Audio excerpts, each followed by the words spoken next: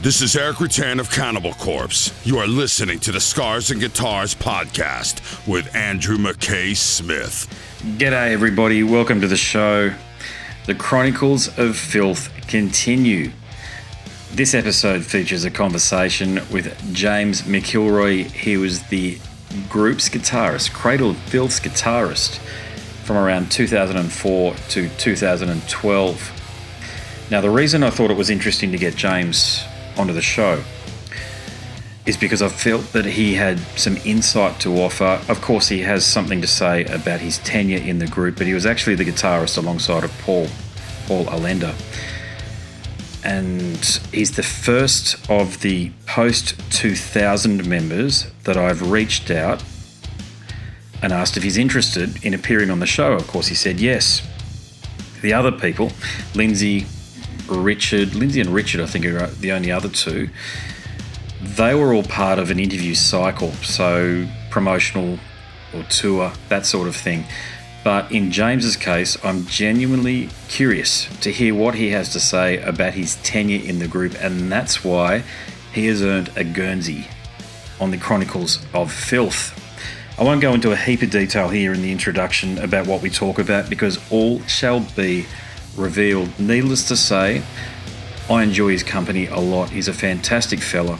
If I had the time available, we could easily have spoken for well over the 2 hours we did. And on that point, we may have some plans in the future to revisit the conversation or do something else. We shall see. Anyway, here he is, James McIlroy. Oh, geez, you start recording already. Hey, someone's got to be done, hasn't it? Right from the get-go, you know? Yeah, Premiere event. Premiere event, come on.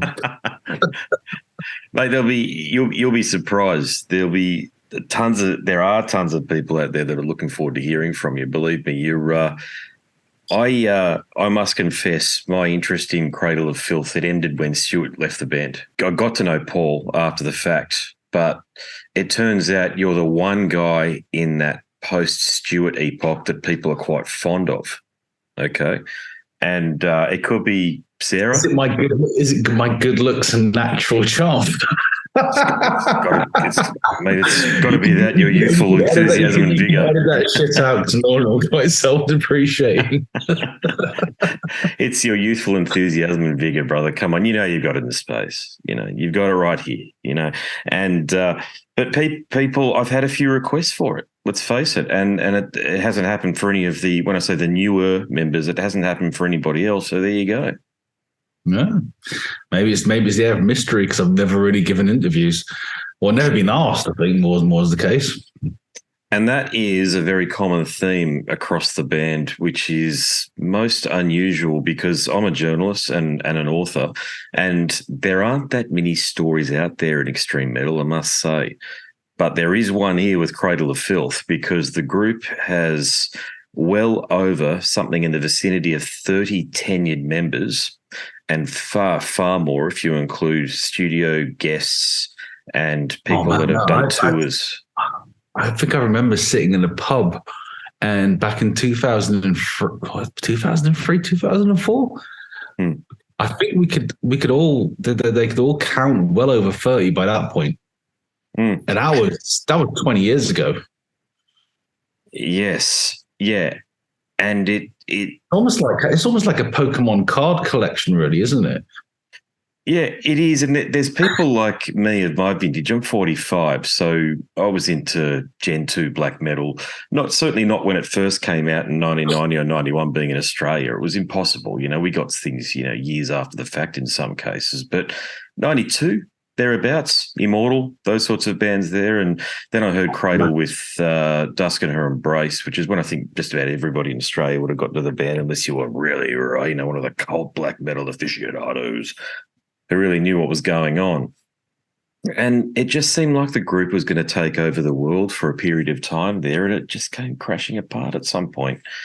And they became just another band with a revolving door of band members, and it was quite sad, really, because those who were there back in the 90s, we know that metal was it wasn't popular. It wasn't really going anywhere. And there were a couple of bands like Cradle of Filth that spearheaded the revolution. Yeah, no, I remember the 90s metal just really was not cool.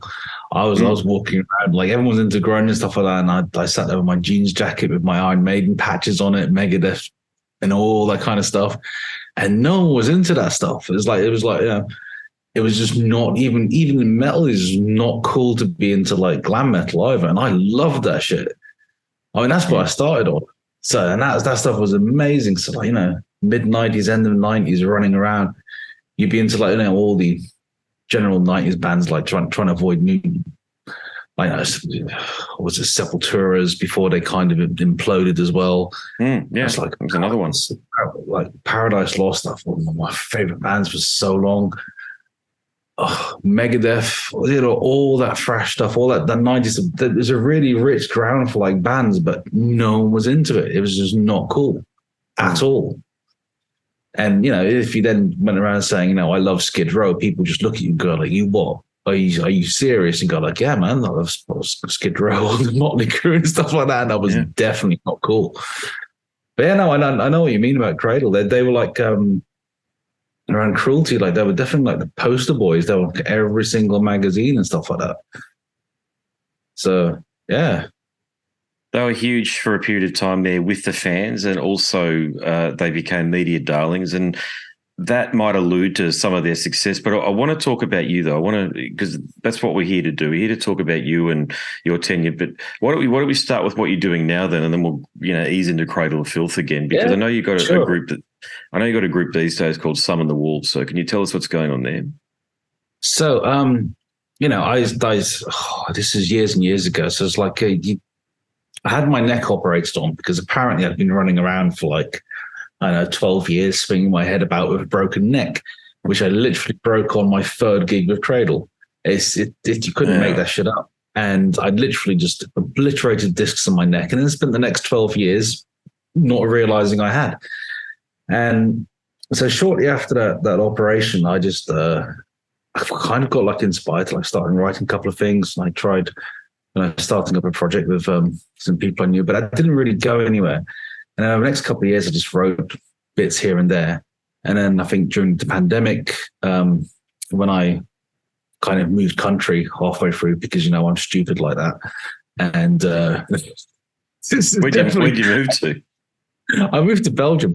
So, because that's where I grew up. And I think I just had enough of England at that point, and so I just needed a fresh start. And I came over here and I kind of got in contact with people I just used to know when I was young, and they'd gone off and done all their own things. They'd played in their bands. They're like medium successful, like pretty well known in Belgium and stuff like that. And I I really just wanted to have the joy of being in a band where when it's fun, they're all your mates, and you all get on, and there's no weird stuff going on. So I dug up all this stuff I'd lying around and started writing some new stuff, and that turned into Summon the Wolves.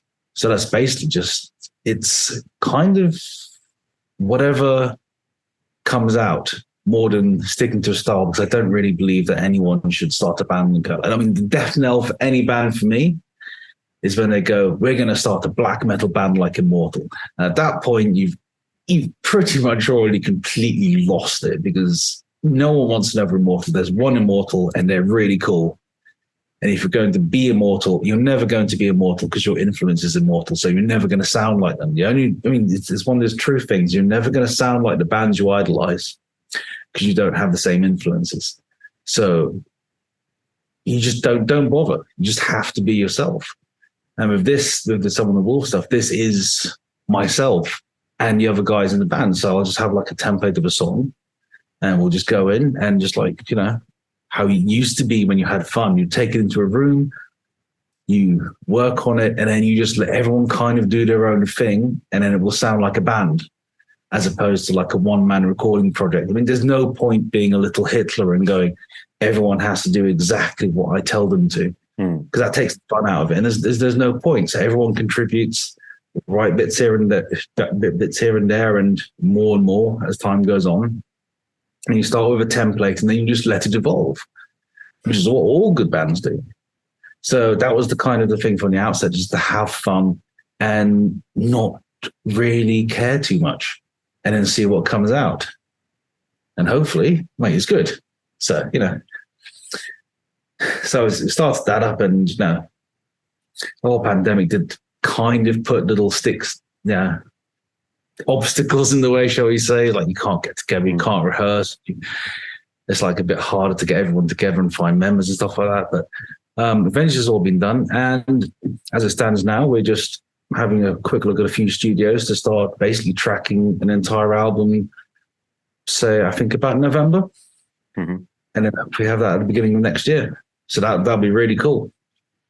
So brand new band. It's majority your material with generous contributions from the other members as well. And your debut's on the horizon. That's pretty much a summary in way less words than I just used. Yeah.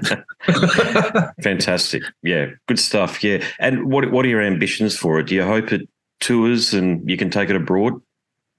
I'd love to take it abroad and stuff like that. I'd love to. I mean, I just love playing live. That's one of the things I've always really, really enjoyed. So, playing live, go to a few countries, see some stuff, and just generally have fun. I mean, I'm pretty realistic. I'm not going to say like, we're going to be the biggest thing ever, because, it's whatever happens, really. That's the kind of thing. And I think more than anything, I kind of hope that people just enjoy it, because that's why we kind of make music as part of it, because of our own artistic expression and part of it, because we just really like entertaining people. And we like when people go like, oh, that song was really cool. I listened to that, and, this is what it meant to me. Go like, wow, that's, I pretty much have always said, if you could make one guy pick up guitar or one girl, then you've already done your job, like more than you ever thought you would as a kid. And you've started someone else's like path to whatever their dream is of. And that's one of the coolest things ever, just like to realize you've inspired people. It's really humbling, by the way. It's not like one of those things that you take for granted. It's like, I still find it humbling when someone says, oh, I just started to play guitar because I heard this. And you go like, wow, because I'm not Kirk Hammett. I'm not Dave Mustaine. Those are the guys that made me want to pick. Well, actually, no, it's not. That's a lie. What made me want to pick up a guitar was actually Steve Harris. And I wanted to play bass because he wrote all the songs. So therefore I thought, it must be really important playing bass because they write all the songs. And I'm like, I can see you starting to smirk there. I'm a bassist. So I know I've got guitarists behind me here, but I'm a bassist. So I love Steve. Yeah. And I mean, bass playing is such an art form, and I bet I would have loved it. But my friend started playing bass, and I thought, I can't copy him, can I? So I started playing guitar. But yeah, so I know Steve Harris, I know Dave Mustaine, I know Kirk Hammett, I know Greg McIntosh, Zach Wilde, Trey Azagtov, all the guys that I really loved growing up. So I find it extremely humbling when someone says that I might have actually had some influence on them. It's still one of those weird things, but it's cool. Yeah. Are you living high off the luxury of Cradle royalties, or have you still got to have a day job and everything else at the same time? I've got a day job. Come on. Let's be serious. That's a loaded question. Don't worry for something I'll ask you later. It's a loaded. It might be a loaded question, but come on. If you get into doing music thinking you're going to strike it rich, then you're either extremely confident or, delusional. I mean, you just do this because you love it. That's the only reason. And the only reason I've ever done this is because it's made me happy. When it's not made me happy, I've just not done it. So, I mean, I've got some of the Wolves, I also, playing because I decided I needed more live experience and I hadn't played guitar for quite a while. So I joined another band called Mordcore, which actually has a weird Cradle collection because I think Adrian drummed on their first album. Oh, there you go. So, yeah. But yeah, no. So no, I've got a day job just like everyone else. Everybody else, yeah. I mean, I've got to keep myself in guitars and amps somehow, and music ain't going to buy all the fun guitars that I love collecting and buying, and yeah. Just say no. I can relate. Don't worry. Yeah, you got an awesome collection there behind you. Yeah, there's a few missing. There's a few downstairs in the basement being worked on. There's a few in cases which I don't take out because they're just too nice, and they turn out to be rare and stuff like that. So I've got a couple of guitars I kind of use just for recording, but then they just live in the case so I don't, accidentally drop them from a great height or just do something utterly stupid to them. Because I've done this before. I've had one of these dream guitars and you get it and you're like, oh man, it's got no chips. This is awesome. You put it on the rack so you can see it all the time. And then something falls off a shelf, and of the 10 guitars of the day, it has to hit the one. It has to chip the one that's completely perfect that you spent ages trying to find. So I've learned my lesson quite a few times on that one. So they now just live in cases, and I just pick them out and play them every so often. And when I want to record for some of them, I just use them. Or if you've got kids and the rare one or the interesting one or the one you don't want them to touch is the one that they really, really do want to touch, and they put biscuit and crayon and stuff all over it. I can tell you that's happened a few times. I've learned just keep them away and bring them out. I mean, our kids are a bit older now; they're 8 and 10. But when they were juniors, my God, anything that I had out that was valuable or important in this room here, it tended to be. As soon as you say no, don't touch it. That's yes, I want that. That's what I want. Yeah. So let's talk about Cradle, okay? Because you. This is what my understanding is, and diving into Encyclopedia Battalion. So you played and toured behind Nymphetamine in 2004. You left around Thornography in 2006 and Godspeed of the Devil's Thunder. They were released in your absence, but then you came back for an album called Darkly, Darkly, Venus Aversa, I think it is, and the Evermore Darkly EP in 2011. And then you left before the Manticore and Other Horrors in 2012. So it's two. Is that right? That's not quite right. There you go. I think I literally would have made my live debut with Cradle at the end of 2002 if things had gone to plan. Because I think they were in the studio and I'd been auditioning, and that's an entirely different story. But I had like some gigs planned for the end of 2002, like a UK mini tour that I was supposed to be on, and that got cancelled. So that didn't happen. So the next thing, that the first time I actually appeared with Cradle was when they did Russia, I think, in either February or March of 2003. Mm. And so I toured on the back of the Damnation album, all the European tour, Ozfest, US tours, and then, was on Nymphetamine, did all the Nymphetamine tours, then left. And then I think at the end of Godspeed, I came back, did the Darkly Versa thing, and then I toured for Manticore as well. And then after that, left and had neck surgery. So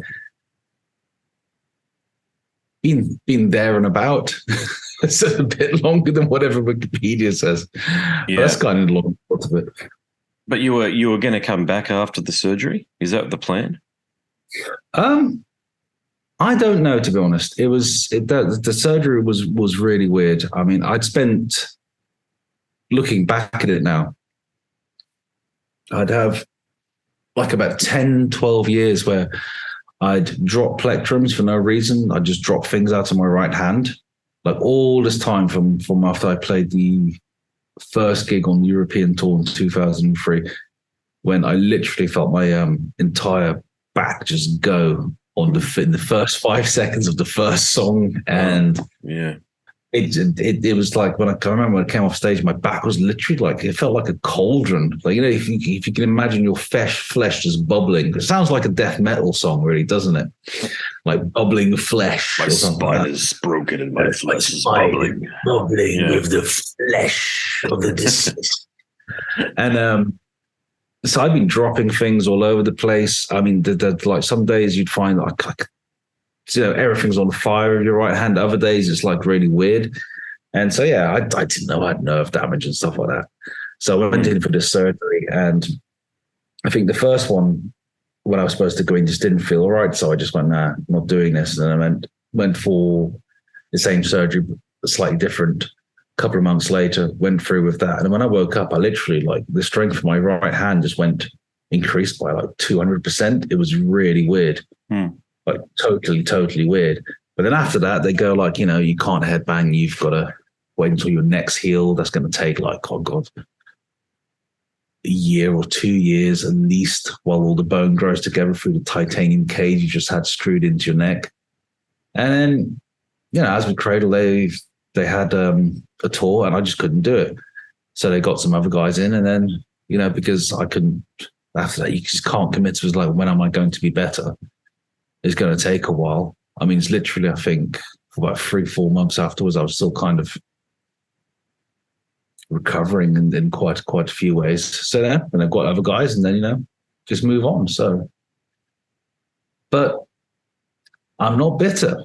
I think you'll probably find that there's people who might play in the band that maybe are bitter about stuff or something like that. But in my case, not, because I literally got to do everything that I ever thought I might do, like you dream as a kid, and then some more on top of that. So, yeah, I ain't got nothing to complain about. You're the first of the post-2000 members that I've spoken to, so this is why it's interesting and why it's why gaining your insight will be very unique. But yeah, no, you're not wrong. I've spoken to. It's probably easier for me to say who I haven't spoken to, which is down to Les Smith, Sarah, who I am communicating with, and I am very hopeful at some point she'll come onto the show. But we'll see. We'll see what happens there. And but yeah, Stuart, Nick, the Ryan brothers, that you name it. I've spoken to all of them, and it's certainly the Ryan brothers are a bit more circumspect because it's 35 years ago now for them.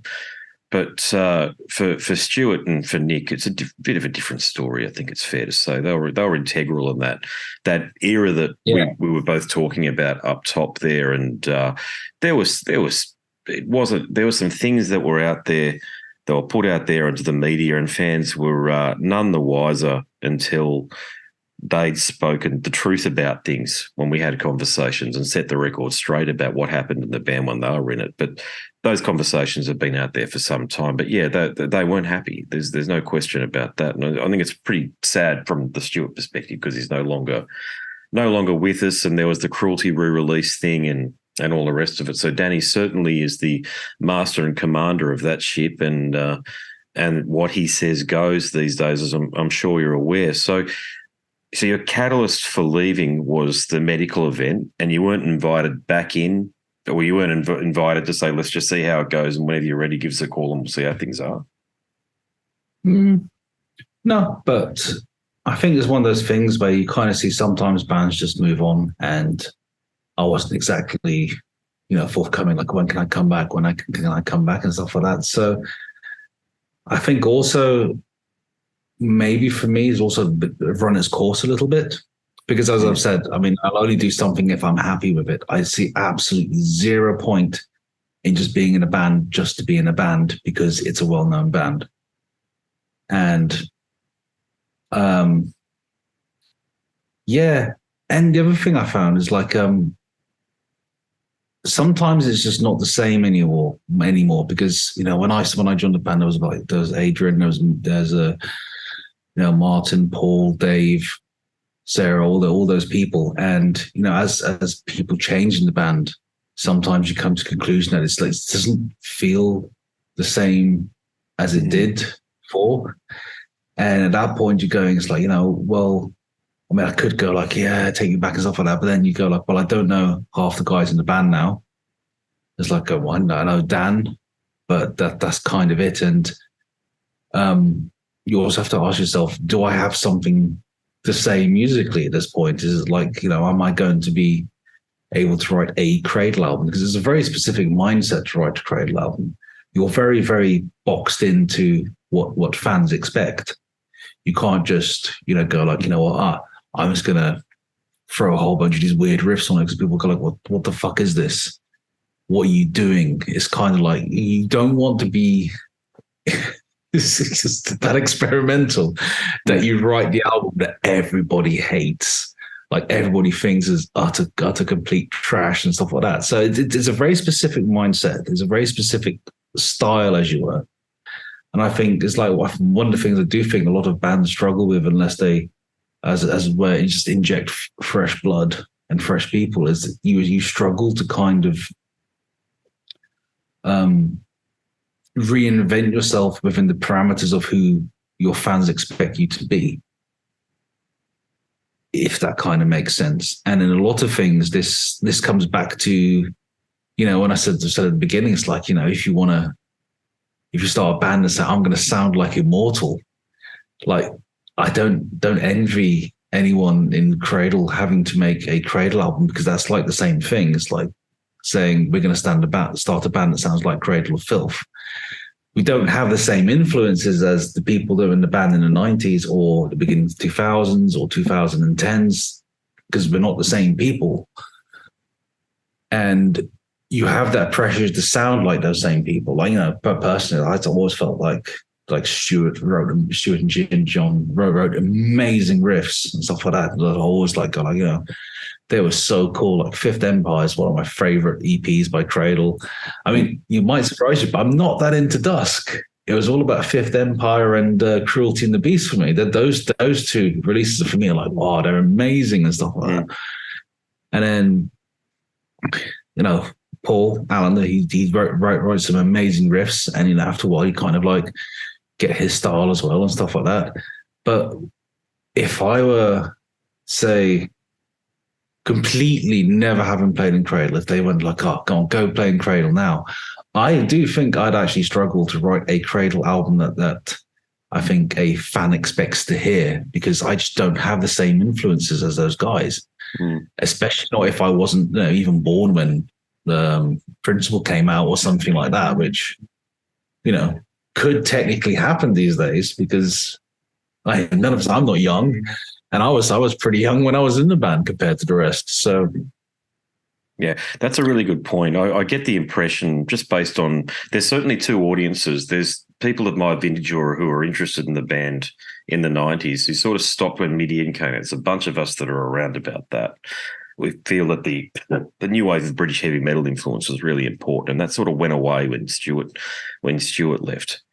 And then there's the heavy metal fans that sort of feel as though Cradle of Filth are more entwined with the broader heavy metal explosion that happened after 2000. And there are some people out there that I've noticed who don't even really pay that much attention to what happened in the 90s, which to the young fan in me, to the 17 and 18-year-old in me, is virtually inconceivable.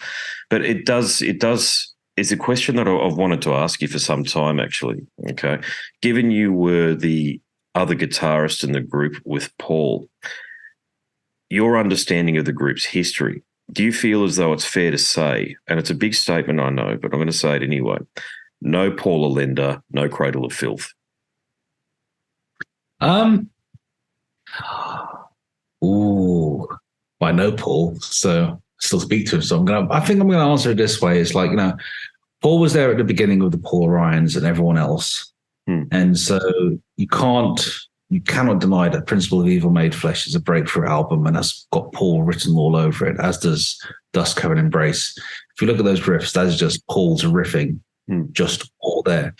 But if you then look at Cruelty, that's all Stuart and Gian. If you then look at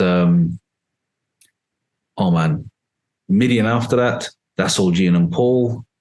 So if you just come over a sweeping statement saying Paul Allender is Cradle of Filth, yeah, he's a lot to do with Cradle of Filth. He carried the band right through, I think, the end of the 90s to the point where he left as well. He was instrumental. He was there in the beginning.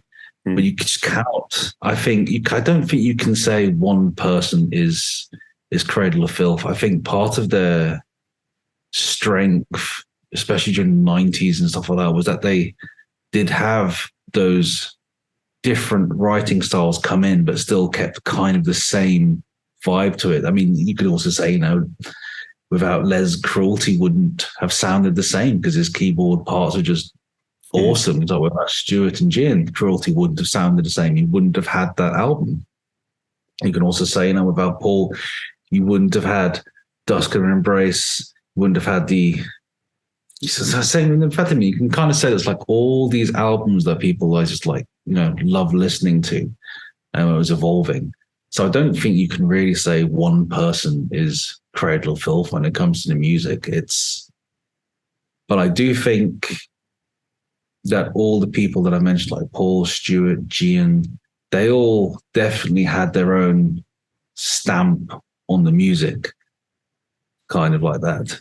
And I can't really comment on anything new Cradle wise because I just haven't listened to it. I think you get to a stage where you've heard so many Cradle songs, and for me, I've played some of those songs so many times, and at the end of it, you go like, I just don't want to listen to it, and then because I've heard it so much that I've not really actually listened to much of stuff, but I do know they've done some cool stuff. People have told me like that's kind of has a vibe to it, but it'll be I guess like you get with a lot of bands, it'll be a new chapter where you have fans that absolutely love it, and you get older fans that don't like it, and then you get new fans that do.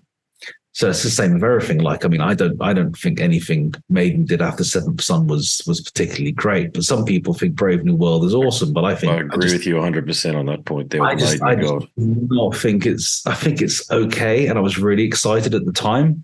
But I think it's one of those classic albums where everyone goes, "That's amazing albums," because two before weren't that great. You know, kind of like Death Magnetic from Metallica, which everyone would have panned and completely said it's like this is not very good at all. If they hadn't have released St. Anger. Now I have a weird theory that they recorded Death Magnetic first, realized it wasn't that good, then decided to make the one of the worst albums imaginable and mix it so terribly, bring it out, and then go like, if you bring this out, we'll take the short-term pain, and then we'll bring out the next album, and everyone will think we're good again. I agree. Totally. Everything you just said there about Metallica and Iron Maiden, I agree with completely. The whole, I don't know what on earth went on with Iron Maiden, but I'm with you. I even, when X Factor came out, I was like, oh, great new Maiden album. Even that absolute stinker Virtual 11, I got it as soon as you could get it here and listened to it for a couple of weeks and thought, wow, it's a new Maiden album and stuff, but in hindsight, it's not there. They lost it. And they kind of got it back when Kevin Shirley became the producer there, but I haven't listened to I couldn't rate anything Maiden did outside of some of the songs on A Matter of Life and Death. I think the Benjamin Brieg track is one of their greatest ever, but that's it. I actually haven't listened to really anything after Brave New World. I've seen they've bought out albums, but, for someone who played a couple of Maiden tapes to death as the first things he ever bought that were vaguely metal, and be so obsessed with them as a kid to then just go like, I don't really care that much anymore. It's kind of weird. I mean, I guess your musical taste has evolved, but I do still like having the old Maiden tracks, and if they're played live, I will listen to them. But I remember seeing them at, I think, Grassport, I think it was last year or something like that. It was a local festival near here, and I walked away after 5 songs because I hadn't played anything I liked. Literally, they just played all new stuff, and I thought, this is just really pedestrian and boring, and I'm not into it. Someone just did watch some fun bands that were playing fun music that was cool, and it's a shame because I remember seeing them like 20 years when Bruce came back. The gigs there and just being amazing, like traveling around, seeing a couple of things, but. Yeah, Brave New World wasn't there for me. And when the other thing is like, I think Blaze Bayley, for what he does, his style, he's a really good singer. He was just completely the wrong singer for Iron Maiden, completely the wrong singer. It wasn't the right vocal range, and he was never going to be Bruce Dickinson. So basically, I think he was cursed from the beginning. I think you and I are cut from exactly the same cloth. So your views on things sound exactly like the way I speak, and I cop a lot of shit for it. But I couldn't care less. I'm not a fanboy. No. You like what you like, and you're prepared to express your opinion. I mean, come on. Power Slave for me is like the ultimate album, and there's good reasons for that. It's because I used to have a CD player, and you could program, I think, like, what was it, 20 or 30 tracks on it, like to go off. And I think I must have driven my parents absolutely mental when I was a kid, because I just sit there at night and I put music on to go to sleep to. I still love doing that now, because it's kind of weird. It's like metal lullabies, except you listen to death metal and all kinds of horrible shit. But just it's kind of calming and it sends you to sleep and stuff like that. But on Power Slave, if you took the Rhyme of the Ancient Mariner and if you put that on as the one track along with Power Slave, because you get a 20-minute block for 2 songs, so you could literally get a good 4 hours of a CD player before it stopped, which must have been absolute torture. But yeah. Yeah, I think on these topics we'd agree on most things. Yeah, but I want to ask you about Cradle again, because you did leave after a Thornography. What was the catalyst behind you leaving then? I think it was literally a case of I just done holding amphetamine thing and writing for the new thing. Dave had gone, and Martin had gone at that point, and I think I just literally just sat there one day and went, I'm not happy. I mean, I'm not happy at all. So at that point, I just went, I can't, at the moment, I can't live off this. And I think it's like there was like some kind of weird discussion at the time. And I just went, you know what? Nah, I'm done. I just walked away and stuff like that. Then that was it. And Adrian left as well. So there was like the whole thing might come back to where it's not the same people anymore. And yeah, I just wasn't feeling it. One of those things. So what are you going to do then? It's like, yeah, done. So I ran off. I think there's one riff on the album that I'm not credited for. But it's phenomenal. But I wasn't that bothered, to be honest. And then I went off and started another band, decided to do something else and stuff like that. But I think there's one thing, if there's one thing in music that you always have to remember, it's like you have to be happy with what you're doing. You have to go like, I love this. Because as soon as you don't love it and you start writing music, people are going to hear that you don't love it and you're basically just doing it because you have to. And you can hear that in so many places. And I don't think that's fair. And it doesn't matter how big the band is. I mean, like how much adulation you're getting or whatever. If it comes a point where you sit there going, I'm not enjoying this, I'm not feeling it, then you know that whatever you're going to put out, the people listening to it aren't going to feel it either. And that's, I don't think, fair, because at the time people still paid for music. I mean, now I don't think anyone really cares because no one pays for music anymore, so you can do what the hell you want. But and for me, it's like if I'd have like so when you end up like being like touring and touring with bands and stuff like that, you see all this shit that you never used to see on TV and the interviews where everyone's happy. Oh yeah, we're all getting along great. And then someone leaves because of like artistic differences. And then you basically learn that, that's all bullshit. It's like, there's a lot of bands that utterly hate each other and they're just together because they don't have anything else to do. They can't do anything else, but they absolutely loathe each other. They'll only see each other on stage and look at all this shit and kind of, wow, man. And then you get like some bands which is genuinely, you look at them and go like, they're always going to be kind of same lineup and they're a band, like, they're a band. Like I think the first one that pops to mind is actually Killswitch Engage. Always look at them and go, like, yeah, they're like a band, stuff like that. They really haven't changed members really much apart from swapping singers and a drummer. But that core of that, they're just them. And that's what you should be. And I think if you're not that, then you're it's kind of a lie, really. And that tension, I think, comes through in music that doesn't quite sit right. Because a band should always sound like greater than the sum of its parts. That's what makes great bands great. It's not the fact that you've picked the virtuoso kid number one, virtuoso kid number two, stuck them together with a drummer who was born with 8 arms, laughed at school, but is now the world's greatest sticksman. And you put them together that they're going to make great music, because this is not the case. And for a band, you really need to have that whole vibe where everything's firing on all cylinders, and you basically just, and that makes great albums, I find.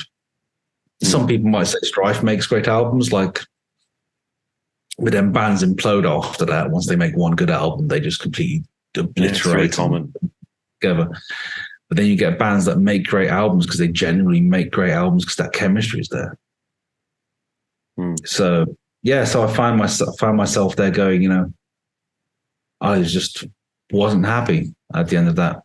And I think I need to step away. And I'd always told myself, this is really cool. It's really fun. It's like something that you never thought you'd do. So, enjoy it while you can. And if you're ever not happy, then just walk away. Because there's no point.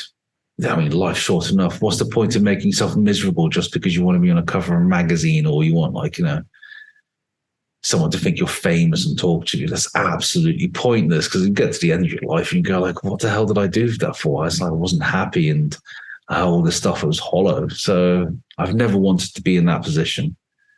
And so, not happy, go do something else. But you clearly made an impression, because I'm sure I'm right in saying this. You're the only, apart from Paul, your mate Paul, you're the only member that's been invited back. Yeah, I was quite surprised about that as well.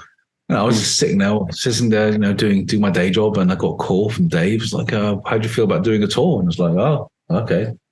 And at the time, the company I was working for, they'd done something stupid, and they were basically, not doing too well financially. So I thought, screw it, I'll take this little sabbatical and I'll go off and do these gigs and stuff like fun. And that was one of those weird things, because it was like,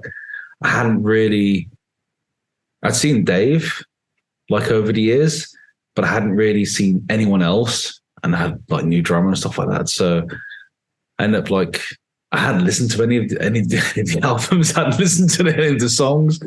I'd completely forgotten all the songs as well. So I had to go off and relearn them, and then sat with Paul and just basically said, how'd you play all this kind of stuff, and go through it and learn it all. And I remember, I think the first gig was in Hamburg, and I think Moonspell on that tour as well. Moonspell and Cradle seem to tour quite a lot. It's like they're joined at the hip or something like that. I don't know if that's still the case, but at the time there were so many tours. I did a 2003 tour with them, then an amphetamine tour was with them, and then when the tour came back, that tour was with them as well. So they're awesome guys. And I remember just walking in, kind of getting into Hamburg, I think was the first day to that European leg, and just putting on the same makeup that I hadn't put on for years. And I just remember Dave just looking at me, grinning, go it's back. And it's cool. And it was fun. And that was the whole thing. It was just totally fun again. And it's really enjoyable. It's I had a blast playing that tour, and just playing songs again and stuff like that, just being on stage. And then after that, I came to new albums. So I started writing with Paul, and that's how Darkly came about. And that was a fun album. That was a fun album to make. I guess it's kind of a forgotten album. I don't know if many people listened to it or what they thought about it and stuff like that, but I thought it was a really fun album. I think it's quite fast most of the time. But you must get hit up. You must get messages from fans out there who love the album and who just want to, say, hey, I love the album, this sort of thing on Instagram and Facebook. Well, that's if they can find me, isn't it? So, I'm not one of these people that's terribly good at self-promotion, or go stick in my head and go look at me, look at me, look at me, and stuff like that. I mostly just post up pictures of guitars or amps that I'm building and, rubbish stuff like that. It's I think I've got maybe 1 or 2 pictures of myself on Instagram, and even that's just basically just hair. So I'm not that great at updating pages and just doing the whole, I think you have to do this whole weekly thing where you post something up and keep people engaged and all that kind of stuff. And it's that's terrible. Yeah. And I'd rather just put something up when I've got something to say and when I've actually got something rather than big things coming. I love that. I love that phrase. It's the usual Facebook band thing. It's so Things pathetic. coming. Yeah. I see podcasters doing it as well. I got this huge interview and it's some band that's brand new and they're the new Cradle or they're the new Emperor or they're the new something or other. It's like, well, I'll just stick with the old one, thanks. But I'll stick with the old ones because, there's never going to be another band like Cradle. There's never going to be another band like Emperor. There's never going to be another band like Immortal. And if you say this band is the new blah, blah, blah, then I already know what they're going to sound like. Yeah. And they're just basically going to sound like a bad copy. And that's not what I want. So as soon as I hear anyone go, this is the new band, this is the new blah, blah, blah, I'll just switch off and go like, I can't be asked to listen to that. That's like, there's so much music out there. Why should I waste my time on something that's already been done? No, agreed. It's ridiculous. I do love finding new music as well. It's like I find, over the years, the only way I think, if you're still excited about music, you'll always look for new stuff. You'll always kind of like try and find something new that you haven't heard before that's kind of cool and consume it. And there's so much out there and stuff like that. And I try to listen to as much as possible. And I kind of give everything a chance because there's good music and there's shit music. And then there's absolutely fucking terrible music. But, hopefully you don't have to go there too often or be exposed to it too much.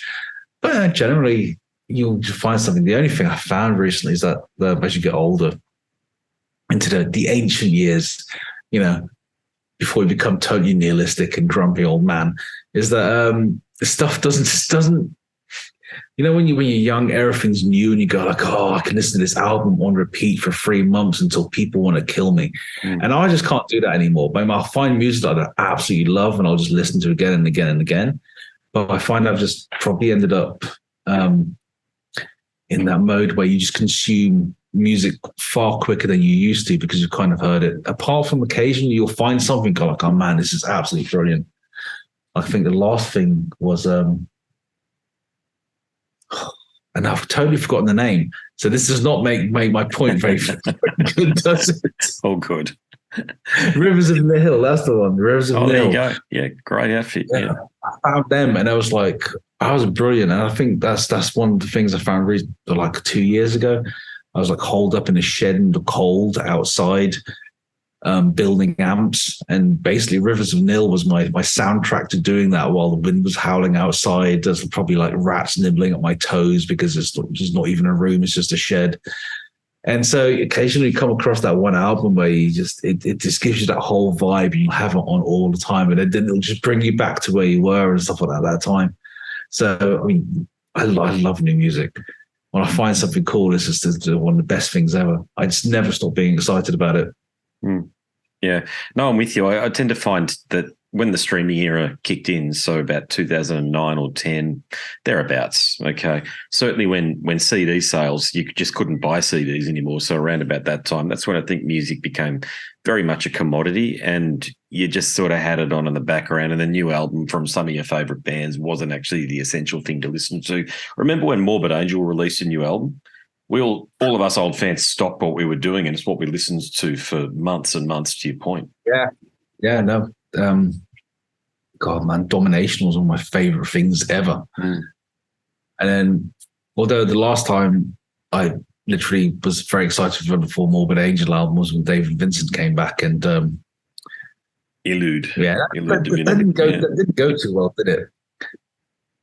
It had its moments. Yeah, I'm one of the very rare people that find quite a lot to like about aspects of the album, but it's very schizophrenic.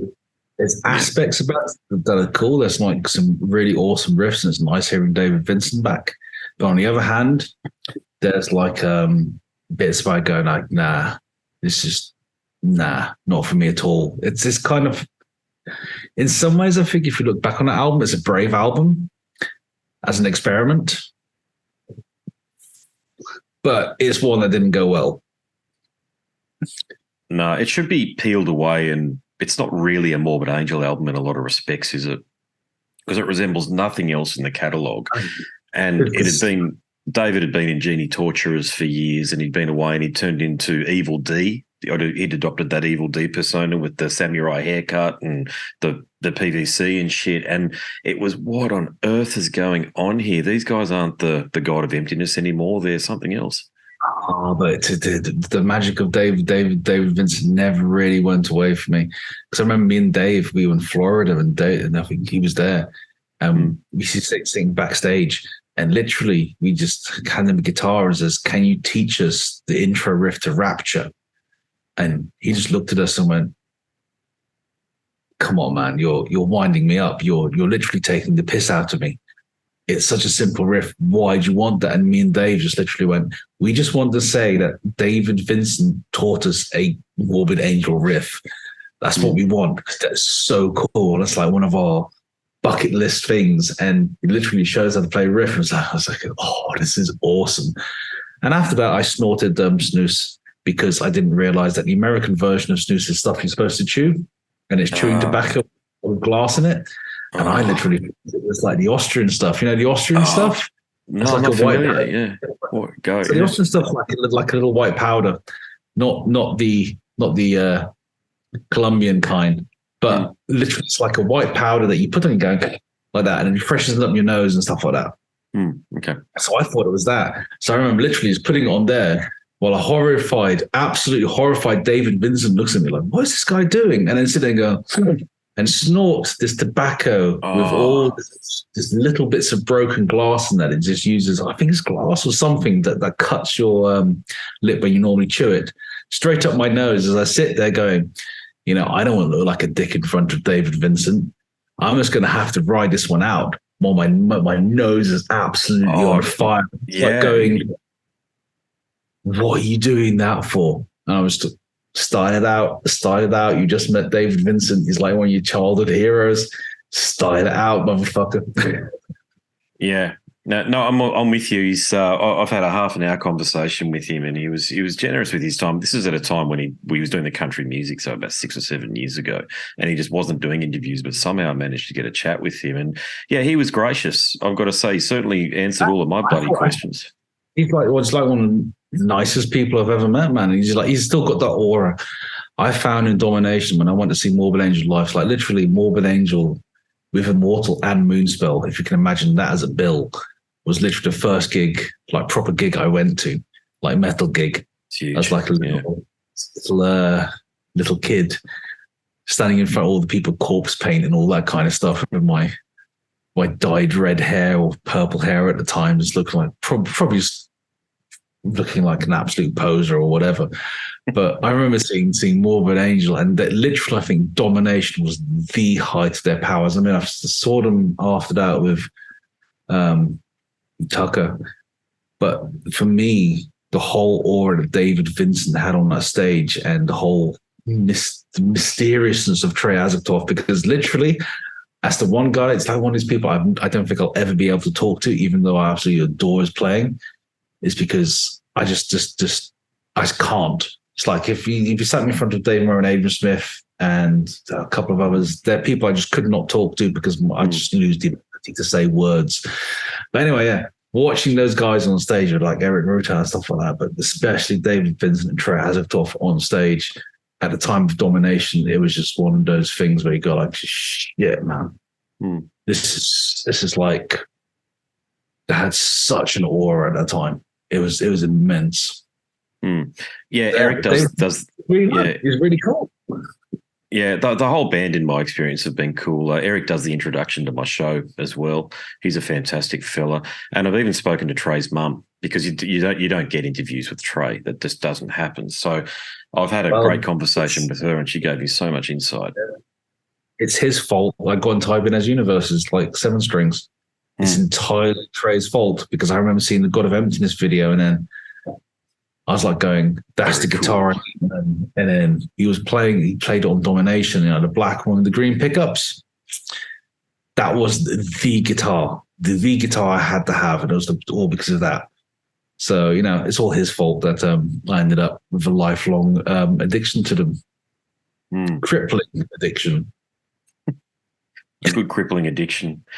It's good in some ways, yeah. But, in other ways, it's kind of like, I could have picked something, I don't know, like Lego or something like that to be obsessed with, because I think that's cheaper than a guitar habit, or maybe even crack is probably cheaper as well, or meth. Yeah, it's arguably better for your health too. But yeah, I know it's totally unrelated. So I play bass predominantly, and I remember as a kid, Flea from Chili Peppers. It was the Alpha and the Omega, and I never really liked their music, but I loved his playing. And because he's Australian as well, I thought, fuck, I'm going to pay attention to what this guy does. So he plays music. Never known that Flea was Australian. Yeah, and yeah, born and bred in Melbourne. Yeah, well, maybe not bred, but certainly first few years of his life. Yeah, I had no idea. Yeah, his whole family's over here. I think it's just his mother that migrated to the United States and recoupled and remarried. And he talks about it in his book. I think I read part of his book, but it's pretty rambling, his book. And he was forced to lose his Australian accent, go to elocution lessons and stuff. God, imagine if you tried to make someone lose their accent these days. But yeah, that's the reason why he doesn't sound Australian. But apparently he's back here a fair bit, and he used to live on the south coast of New South Wales as well. I mean, they can live wherever they bloody want. Yeah, but that's like I can see what you mean about the Chili Peppers. I'm just really not into them at all. But he is an amazing bass player. Great musician. A bit scattered though. He's probably bipolar or something. I'm not accusing him of anything, but yeah, his interviews are hard to listen to because he doesn't stick with. He couldn't do this. He couldn't do this and have a consistent and a conversation that started at A and sort of went B, C, D with a few skips here and there. I don't think I've never really seen him be able to do that, and it could have just been all the drugs that he took through the 80s too. I think said about a lot of people is the amount of drugs that they took have made them slightly different than they used to be, but possibly I think it's also diminished responsibility of being a musician, where you just that's common, that one. I think a lot of people say it's drugs, but I think a lot of cases it's probably diminished responsibility because you just haven't had to really, I don't know, face up. You have a different life, I think, in some cases, and it does make people slightly different and slightly weird. No, I agree absolutely with that. Gosh, we're agreeing on a lot here because I've seen it in our local scene here in Brisbane and southeast Queensland, and I think I'm the only one that's married. I'm certainly the only one that's married with kids, and God knows how many musicians that I know. There are some others that extended musician friends, this type of thing, but I took a lot of that stuff fairly seriously. I'm Catholic, you see, and I grew up going to mass, and it was sort of drummed into me to lead a fairly pious life in that regard. So does that mean you own the infamous Cradle T-shirt? Well, I've certainly spoken to Chris Bell about it and Nigel about it, the two guys who actually came up with it. And I never owned it. It was one of those things. And I remember speaking to Chris about this, and I said that was the one thing that was a bridge too far, funnily enough. The satanic themes and stuff, it just seemed to – I love Deicide too, by the way. Huge fan, as I am of the early Cradle stuff. But the satanic stuff just seemed to bounce off me. It was never the attraction. I remember Deicide. I remember Deicide was a young, wasn't it? Glenn Benton, he burned the cross into his head. Yeah. And then he's going to die at the same age of Jesus. And then he never really went through with that. Yeah, that's right. Yeah, he said a lot of pretty silly things, Glenn, but God bless him. He's a great musician.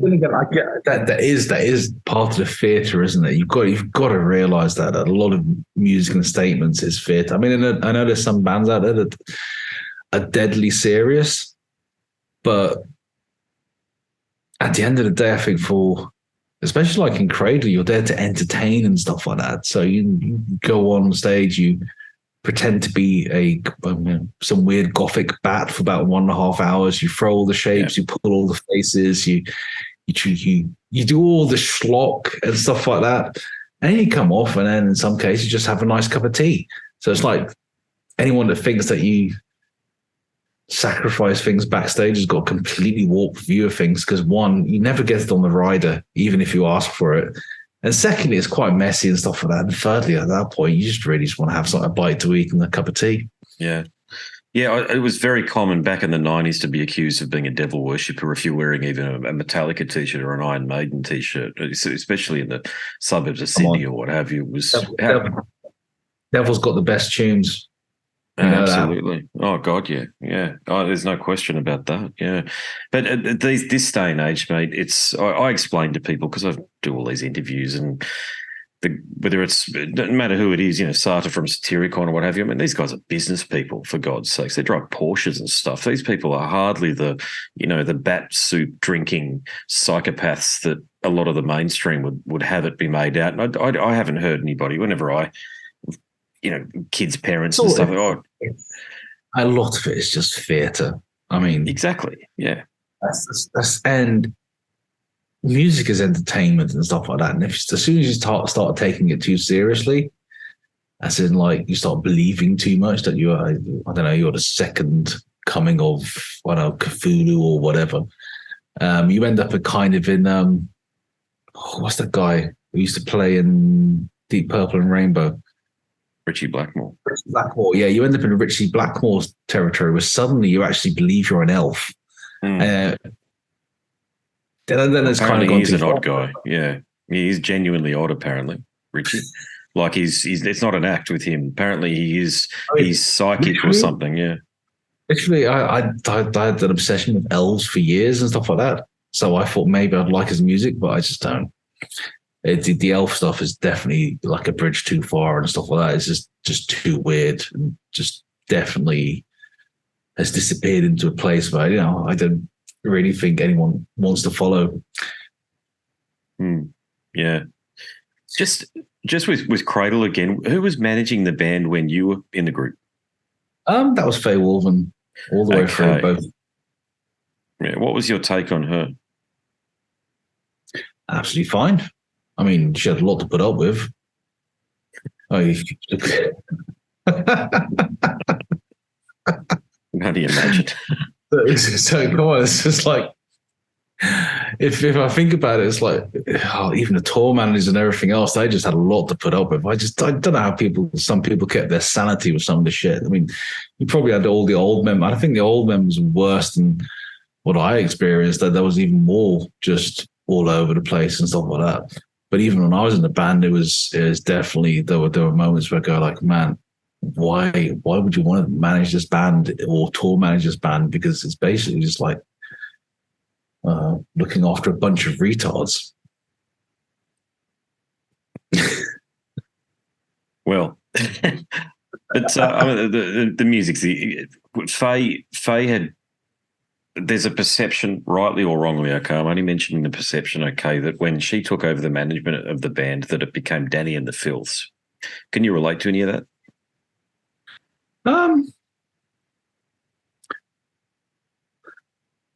I don't think that is so much of a management thing as I think a kind of longer term evolution. So I think as people left Cradle, I think it's become more and more Danny's band, as it were. So I don't think that's like I think some people might say, oh, it's a push for management to do that, but I really don't think that at all. Because any manager worth their salt does know that, a band has to have like this whole band dynamic going on and stuff like that.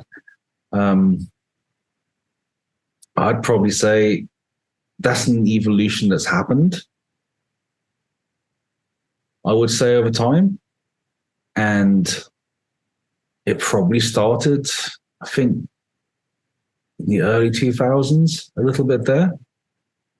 But as to like blaming one person for the shift, I don't think you can really fairly do that. I think possibly you get people who have like a focal point for stuff they're unhappy about that happened. And it's easy to have a focal point rather than looking at like the whole picture of everything. Again, that's probably the most diplomatic answer you'll probably hear about that. But no, I don't think I can lay the blame at anyone's door if you're going to try and ask for who's at fault for what. I just think it's just something that just would have happened over time. you're good mates with Paul as you are with Sarah, but I'll focus on Paul. I certainly know the reasons around his departure, but he asked me not to share them. So I'll preface my question around that. So can you understand his perspective on things these days? Paul, yeah, I probably can. I mean, I think that's 90% of the time in the band, I've always got on with Paul and stuff like that. And I've also seen, there's also been times in the band where people just didn't get along. But if I kind of look at it, looking back, it's always really silly, stupid shit. But with Paul, I always just, I don't know, he's the one guitarist I always played with in Cradle. And even if I look now, I can blame him for some of the little Paulisms I have in stuff I write, because, I'm not gonna lie. It's like I played a lot of Cradle tunes, so that's always kind of going to be there along with all the other stuff. And just like I learned a lot of different guitar tricks from Paul, like I learned compositional tricks from Martin, like I learned all this from all these people in a short period of time. And in terms of Paul, yeah, I always think he's one of these people that's got one of the biggest work ethics I know and stuff like that. And it was always kind of fun writing with him.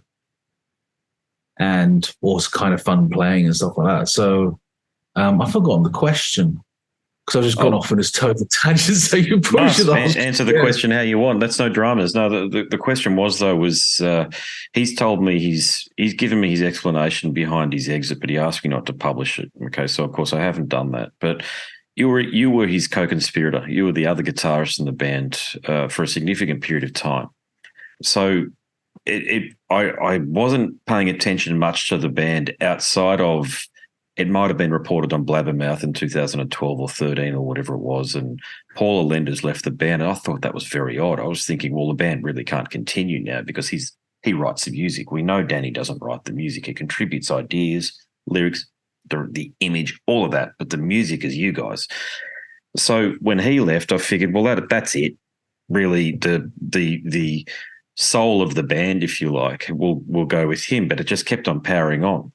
But I guess that's just a statement before the question, which is, given your mates with him and what you feel you can share, can you understand his perspective on things these days? Yeah, I think I can. It's just like nothing is unreasonable. Nothing is like some kind of weird thing. So yeah, I can understand why he had enough. I mean, it's like, I guess he's kind of like, he did leave once before, like, just after they recorded Dusk and then came back. So, I mean, I did the same thing. So I think it's just, there are times when you're just not happy with where you are in life and what you're doing. And at that point, you need to make a change. And if it's like kind of like affecting you, then you just, there's no point in going on.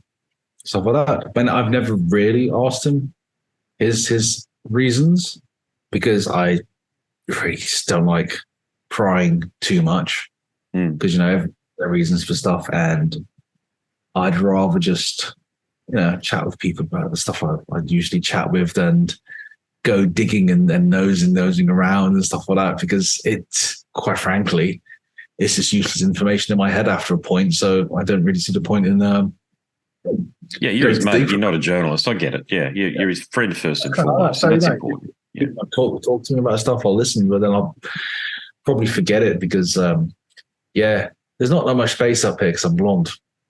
There you go. Well, you've been articulate, mate. So you're surprised. So you fooled me on that point. But what about Sarah? From memory, she's still good mates with you and James Pybus. With Dave Pybus. Sorry. Yeah, I mean, look, the thing you have to kind of realize is that I think a lot of people would probably dress up the whole member changes in Cradle and this and that as there's like some kind of massive dramas going on and stuff like that. But the fact is, I mean, you all just got along and stuff like that. It's like it wasn't like everyone hated each other. I mean, I've seen bands that hate each other, and I've seen bands that just all turn up on a separate bus for each member, which is, just ludicrous, and they just do it for the money and stuff like that. And I've always got on with everyone, and occasionally you'll have your spats, and occasionally you have your disagreements. Occasionally you might not like someone like that, but then you're stuck on a bus for 10 weeks. It's always going to happen. I mean, go out with your best friends for 10 weeks on a bus, and every single horrible habit they will have will make you want to go get a knife and stab them. Oh yeah. So, these, and generally in the band, they aren't always your best mates. They're just people that you know and you learn to know and stuff like that. So, I mean, I'm not going to sit there and go, Dan was always fun. I always, when he was hanging out with him and stuff like that, he was fun. I mean, there's issues with everyone, but I can't literally say that I just go like, I never want to talk to this guy again. I never want to talk to that person again. That's just only happened very rarely. And yeah, there's like, I think one person I never ever want to see again in my life, but there you go.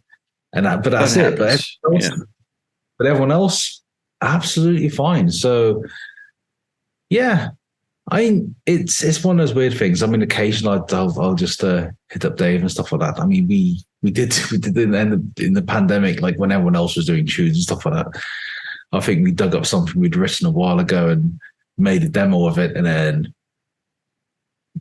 it sounded pretty cool, and then never went anywhere, partially because I think I moved. Everyone's in a pandemic and nothing really can get done, and working with people across different time zones is very, very hard.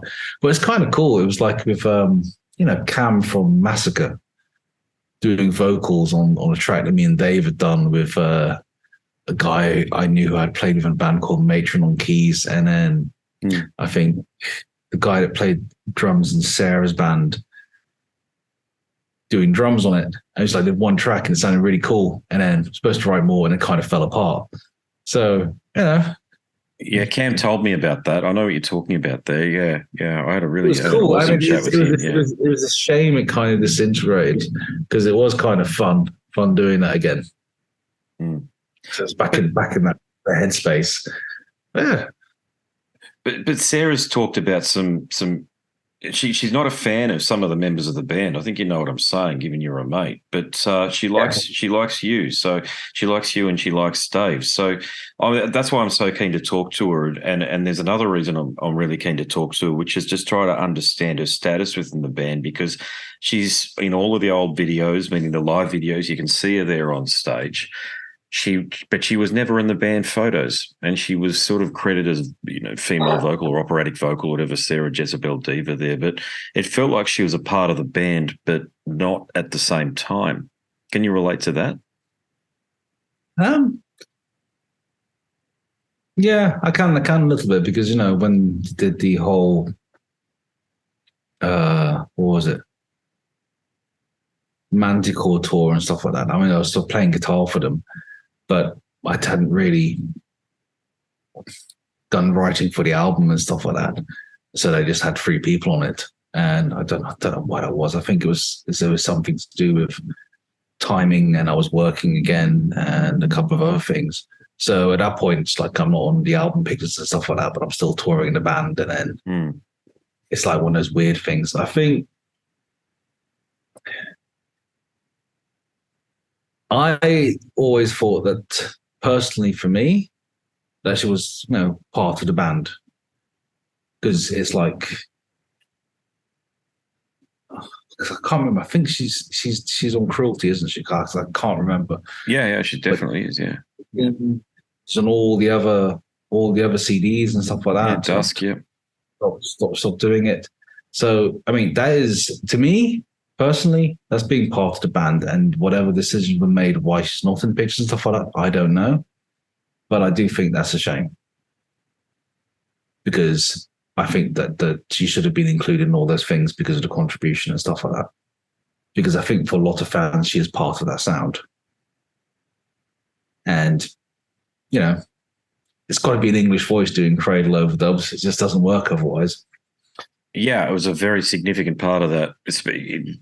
Funeral in Carpathia, or what's the song before Funeral in Carpathia? Sorry, it's Gothic Romance, whatever it might be. People are probably yelling at me now saying, it's this song, you should know it. You've interviewed the members. But how do you not know these things? You aren't a fan anymore. You gotcha, you know. Yeah, well, I haven't got memory anymore. So with all the hear me now. That's that stuff.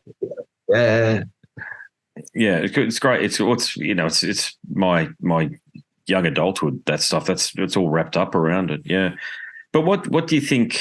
What around your greatest challenge in the band? Was there a challenge that you felt was notable whilst you're in the group? I always found the challenge was kind of the writing aspect. That's the most challenging thing, because you can't, to touch on this earlier, is that you can't write what you want. Is that you can't just go, I'm going to come up with a whole bunch of riffs. I think when I first started writing with Amphetamine, I probably had that like a whole bunch of riffs. And I remember probably listening to them and going like, Jesus Christ, what's going on in this guy's head and stuff like that. But you kind of quickly learn it's like there is kind of a formula to Cradle. It's like I could probably spill the beans right now, and it's quite easy. It's like, for every single riff, you have different varying tail ends at the end. You have your harmonies and stuff like that you throw in.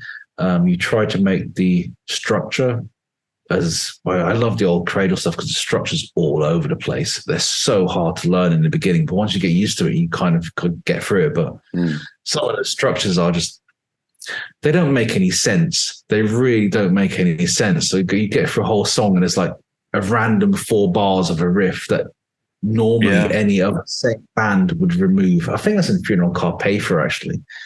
It's like one little riff and you go like, what the is that? And I think another challenge was actually, weirdly, learning songs of Cruelty, because at that point, no one in the band had played on the album. Yes. So who do you turn to? You literally do the same thing every kid in their bedroom does, and that's put the CD on and sit there for hours playing stuff. I mean, you've possibly got a head start because you know how generally Cradle riffs are written. So there's a lot of like open string with has a pedal tone with moving notes across that diaz. There's a lot of that going on. I mean, if you look at the tabs online and if you see any Cradle riff like in Funeral Carpathia, it's only got 1 string on it, it's wrong. Totally wrong. So one of the things like that is like you do have like a bit of a head start kind of knowing how they'd play because you played the other stuff. And Gian would have showed Paul how to play the riffs of Cruelty. So you still had that as like a resource of this is how you play them. And I'll tell you what, if you ever try to learn stuff off internet tabs, I could tell you 60% of the stuff was wrong at the time, even up to 80%. It was just completely batshit wrong. Because when I auditioned, that's the only thing I had was like, ultimate guitar tabs where it's like little text someone's put up there going, well, I've got a week to learn fight, because that was mental actually. So I'm going to trip down memory lane here, if you don't mind. It's like when I first auditioned, it was literally... and this is the thing. I never thought I'd get this gig. I just literally thought, I'm a little country bumpkin from Belgium. That's where I grew up. It's pretty small and stuff like that. I'm in living London, stuff like that. And I've heard of all these bands. And I think Adrian's gone like, why don't you audition for bass before that? And I've gone like, nah, I'm not a bassist. And they got Dave. And so I think when Gian left, he went, why don't you audition for guitar? And so I thought, all right, I'll do it. And just in the back of my head, I went, it'd be really cool to sit in the pub afterwards and go audition for these guys. I got to play with them. That was really cool. But, they got someone else, that deserved to be in the band or something like that. Because I never really think like I deserved to be when I was auditioning. So that must sound weird to some people, because some people are probably going to go like, yeah, man, I spent my whole life preparing for this. I can bite the head of 5 bats in a minute. I've trained. My destiny, something like that. And I never thought that. So it's like, here you go. Learn these, I think, 5 songs, and we'll see you in a week. So I literally do my job, come home, go to the Chinese, eat some egg fried rice, and then spend 5 hours playing or 6 hours until basically my hands dropped off, learning all this stuff. I go to the audition, play, and I have to go like, oh, that was cool. That was fun. And then 2 days later, they call me up and go, next week, come back. Here's another 5 to learn. They go like, wait, well, what is this weirdness that's happening? It's like, surely they found someone else that, is whatever. So I thought, okay, well, do some more. And then it happened again. In 2 weeks, learn another 5 songs. And this was like before you had Guitar Pro or YouTube videos, people showing you playthroughs, all that shit. So you had to basically sit there and go, figure it out by ear, use some guitar tabs, and they're found by someone who's done it because you haven't got the time to do all of this yourself. And then basically kind of go, well, that's wrong, that's right. I can kind of muddle my way through it. And even then you turn up rehearsal, go, let's actually know you play it like this and stuff like that. And I kind of learned. So I went through all of that. And I think after the third rehearsal, literally my arms died. So after the third audition, and I'm going like, oh shit, man, if they ask me back a 4th time, I am screwed because I can't literally, I was like this, work up and your hands wouldn't even move. And the doctor just told me, you got toxic shock. And I was like, what the what? So, yeah, because basically, I'd been playing 5-6 hours a day and I was typing for the other 8. So basically, I completely annihilated both my arms. And then eventually they went, oh, how'd you feel about doing these gigs in December? And I was like, what? This is fucking weird. So, and then the whole gigs in different, my arm started working again magically about a week later. So I kind of was cool with that because I had enough learning this stuff. I had a little bit of a break. And then those gigs in December got cancelled. I thought, oh, well, no, they'll definitely find someone else now. And that was it. I didn't hear from them for ages until I think the January when they go, oh, it's a European tour. Are you coming? And that's kind of how it started. But all the way through the whole thing, I never thought I'd get it. It was like, it was going to be a cool story I could tell people. Like I once auditioned for Cradle of Filth. Like something bizarre that happened in my life, and then it went from there. Did you get the impression that you're the sort of bloke that is easy to have a pint with and have a bit of a laugh with, and that was a bit of a significant reason why you joined the band? What I imagine is good guitar players. It's not that they're a dime a dozen, but I've heard David Gilmour talk about bass players and why Guy Pratt got the gig in Pink Floyd, and they said it was because he's a good bloke to hang around with. Basically, you can get Pino Palladino or any of these magnificent bass players in, but the band felt that they could sit around after a gig and have a cigar and a pint with Guy Pratt. Did you feel that there was a bit of that going on with you as well? I have no idea. If I'm completely honest, I have absolutely I'm getting that impression, that's all. I'm getting that impression that you're an easy guy to be around and that you enjoy having a laugh and you're knowledgeable, and you can, to your point about the 10 weeks straight on a bus, they might have seen, they could deal with you in that situation. I don't know. And also when I was younger, I probably looked a bit better than I do now, less lines and shit like that. So didn't we all, don't worry. So no, I don't know. I mean, I never really asked what the kind of reasons were, because I mean, even on the European tour I did first, I thought, at the end of it, it's like, well, am I going to keep on doing this? I have no idea until they asked me to do, another tour and go on Ozfest and stuff like that. And then it was only kind of, I think, after the Ozfest and after, like, on the third tour that I kind of sort of start to think, oh, well, yeah, I kind of maybe the little new table in the living room kind of thing, that I've kind of done that, and that makes taking a couple of things. So yeah, I've never asked what the decision process was because I don't really want to know, because that's kind of, I think, possibly a bit self-serving if you want to know exactly why and stuff like that.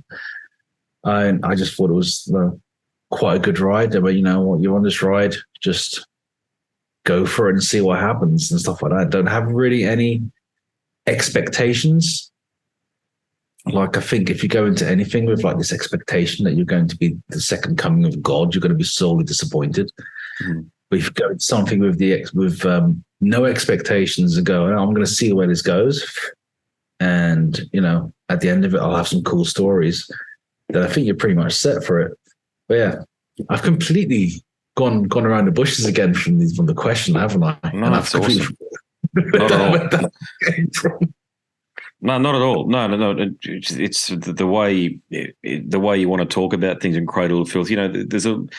This will be really interesting, as I said up top, because I haven't spoken to somebody who joined the band post 2000. You're the very first, and I'm hoping it opens up some other doors actually, because they're virtually two different bands from when Stuart was in the band to when you joined and what was going on there, because that's when the revolving, I mean, it was always there, I get that, but it just feels like as though the revolving door accelerated after that. So you're giving a lot of context to some perceptions that are out there that the band is Danny and the Filth, but talking to you, it doesn't feel like that at all. It just feels like the dynamic is what it is, and people join and people leave.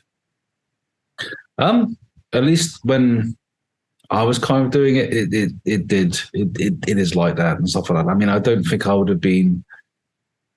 The second time when I went back, literally, I just went back going, you know what, I'm not going to rely on this financially. I'm just going to be, as I say, the geek will inherit the earth. Like, I'm a proper, basically, under all of this, I'm a proper nerd. And so it's like going, you know what, when I went back the second time, I'm going, look, I'm not going to rely on any of this. I'm just going to go back to have fun and have a good time and, do some cool shit. So for me, it was always about being a band and feeling like it was you against kind of everyone else a little bit and having that camaraderie. And for me, so when that kind of camaraderie disappears, then I'm not really interested. So maybe I've got a different take on it than everyone else because I don't know, maybe it's how I'm built. I'm not quite sure, but that's always been my kind of take on it. It's like, no one's going to get rich off music or make a living and stuff like that. I mean, I'm even surprised I get the occasional royalties from now and again, which buys me, I don't know, guitar pedal here and there or something like that. But it's not like, as you can see, there's no one walking around with platters of cocaine in this room. So, just didn't do that. Yeah, they just left. They just left, did they? I didn't. They just left. Yeah, that's why I'm talking so much. No, that's great. So if Dan, you bumped into Dan at your local, you'd gladly have a couple of rounds with him. Yes, I would. I mean, I almost did a grass pop this year. They were playing there, and I was talking to the sound guy, and I hadn't realised he was Cradle sound guy, and said, "Oh, and come meet them." And I think things conspired against it because what festivals are like. You get everyone on the guest list apart from the people that you actually might want to see. Yeah, because everyone's there. It's like, I don't know, be seen.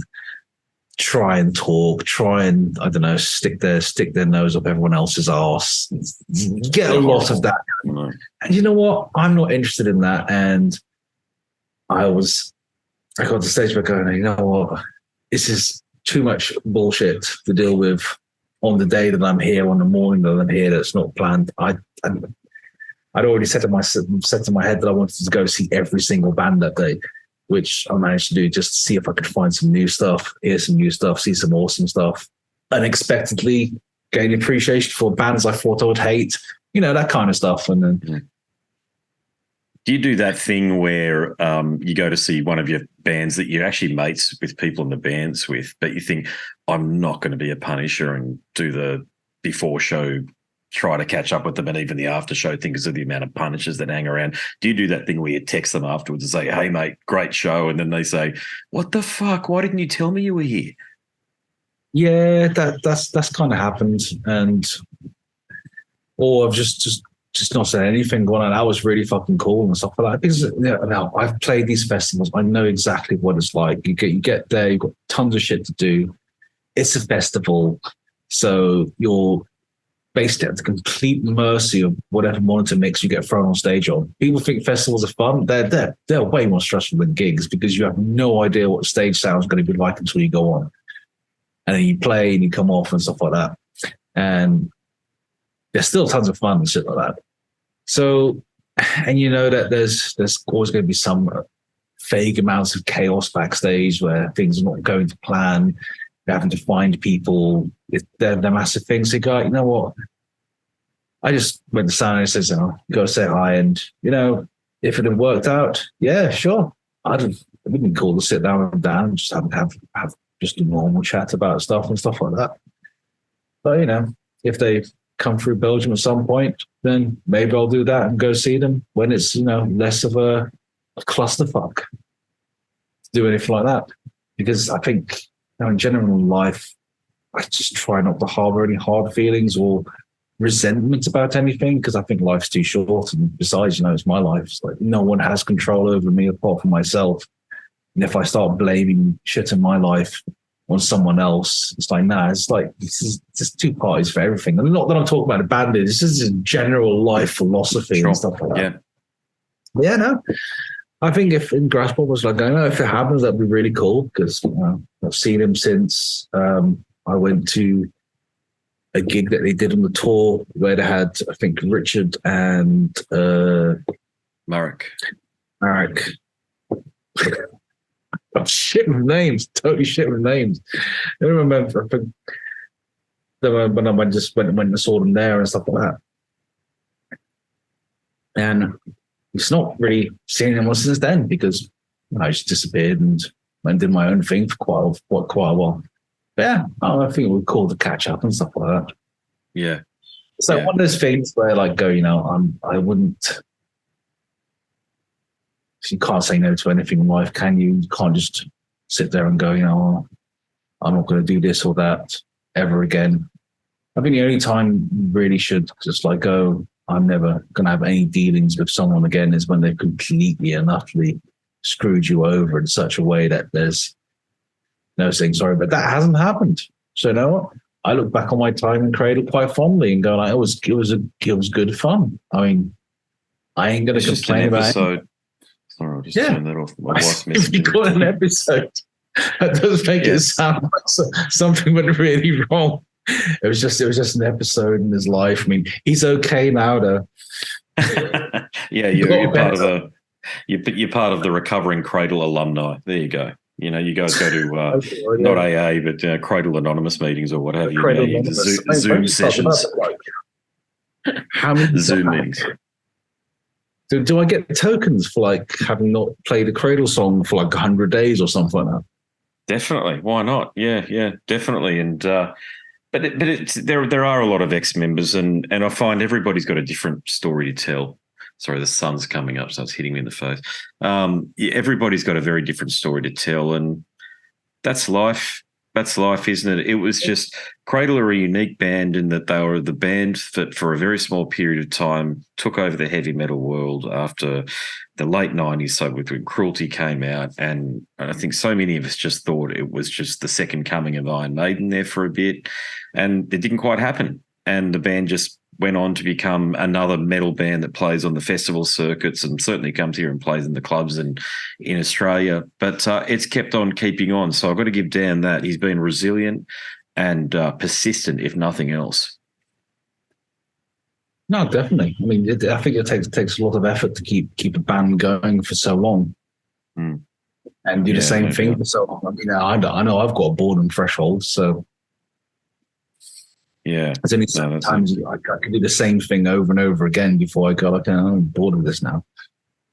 So it takes a lot of dedication, but when that's your life, then you put that dedication into it.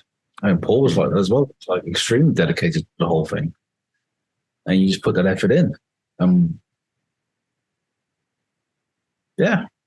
Yeah, I've really encouraged Paul to share his story, because he certainly has one, and he's still active. He's got the unnamed horrors. We know what he's going. Yeah, going on there. I'm interested to see what he's got. I mean, he's finally got himself guitars with more than 6 strings. So he's hopefully I don't. It's probably nothing to do with me, man. I've always liked 7 string and stuff like that. But yeah, it's nice to see him kind of have that, so he can have something different. I think he said he was enjoying it and stuff like that. So that's kind of cool. And it's nice to see him doing stuff again as well. Have you heard it? Have you heard the stuff? I've heard the odd riff and stuff like that there. But then again, I know Paul's guitar playing that well then I can listen to it and I can just hear it's Paul. So I kind of know what it's going to be like. This is not a bad thing. It's not saying it's predictable or anything like that. But when you've played for that long with someone, you just signature know. Style, yeah. But signature style, that's just his, and he's not afraid to be himself. So he's never going to be anyone else than Paul Allender. And that's that's one of the things I think you should appreciate when you listen to the albums that he did. It's Paul Allender. That's how he sounds like. That's how he writes, and he's never going to change for anyone. Which is cool. It's great stuff. It's sounding magnificent. I'd love to hear the finished product whenever he gets around. As you know, he's driving trucks around the Midwest of the USA these days. Because that's a predictable career move, right? Guitar and Cradle in the UK exactly. to driving trucks in the Midwest. I think for me, I think I guess becoming professional nerd is possibly something that most people can kind of relate to, because I think IT is probably the one of the careers where basically the more you look like a weird hippie tramp, the more people think you have an aura about you and that you know stuff. You have knowledge I must attain.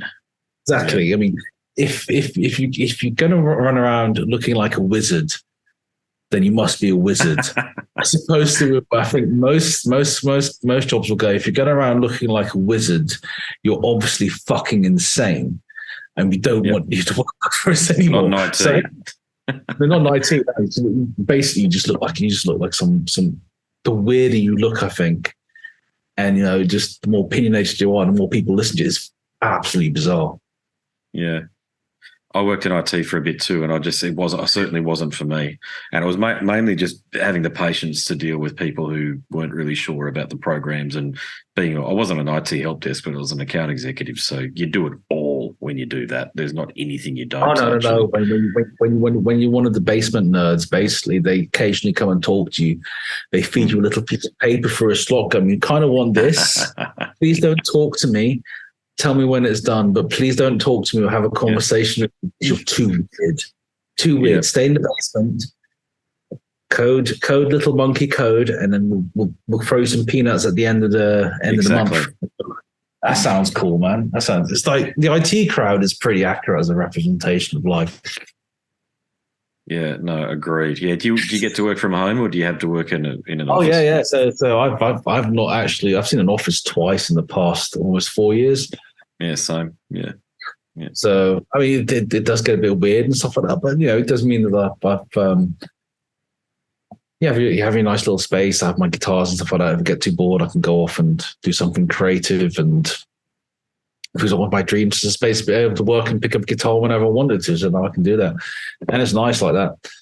So, it helps. And also, I didn't have to speak to people before. I don't really have to speak to people now as long as I get my shit done. So, yeah. It's like that, isn't it? Which is good, because it means I can get music done, which is actually fun. Yeah, exactly. Yeah. I know that's the thing.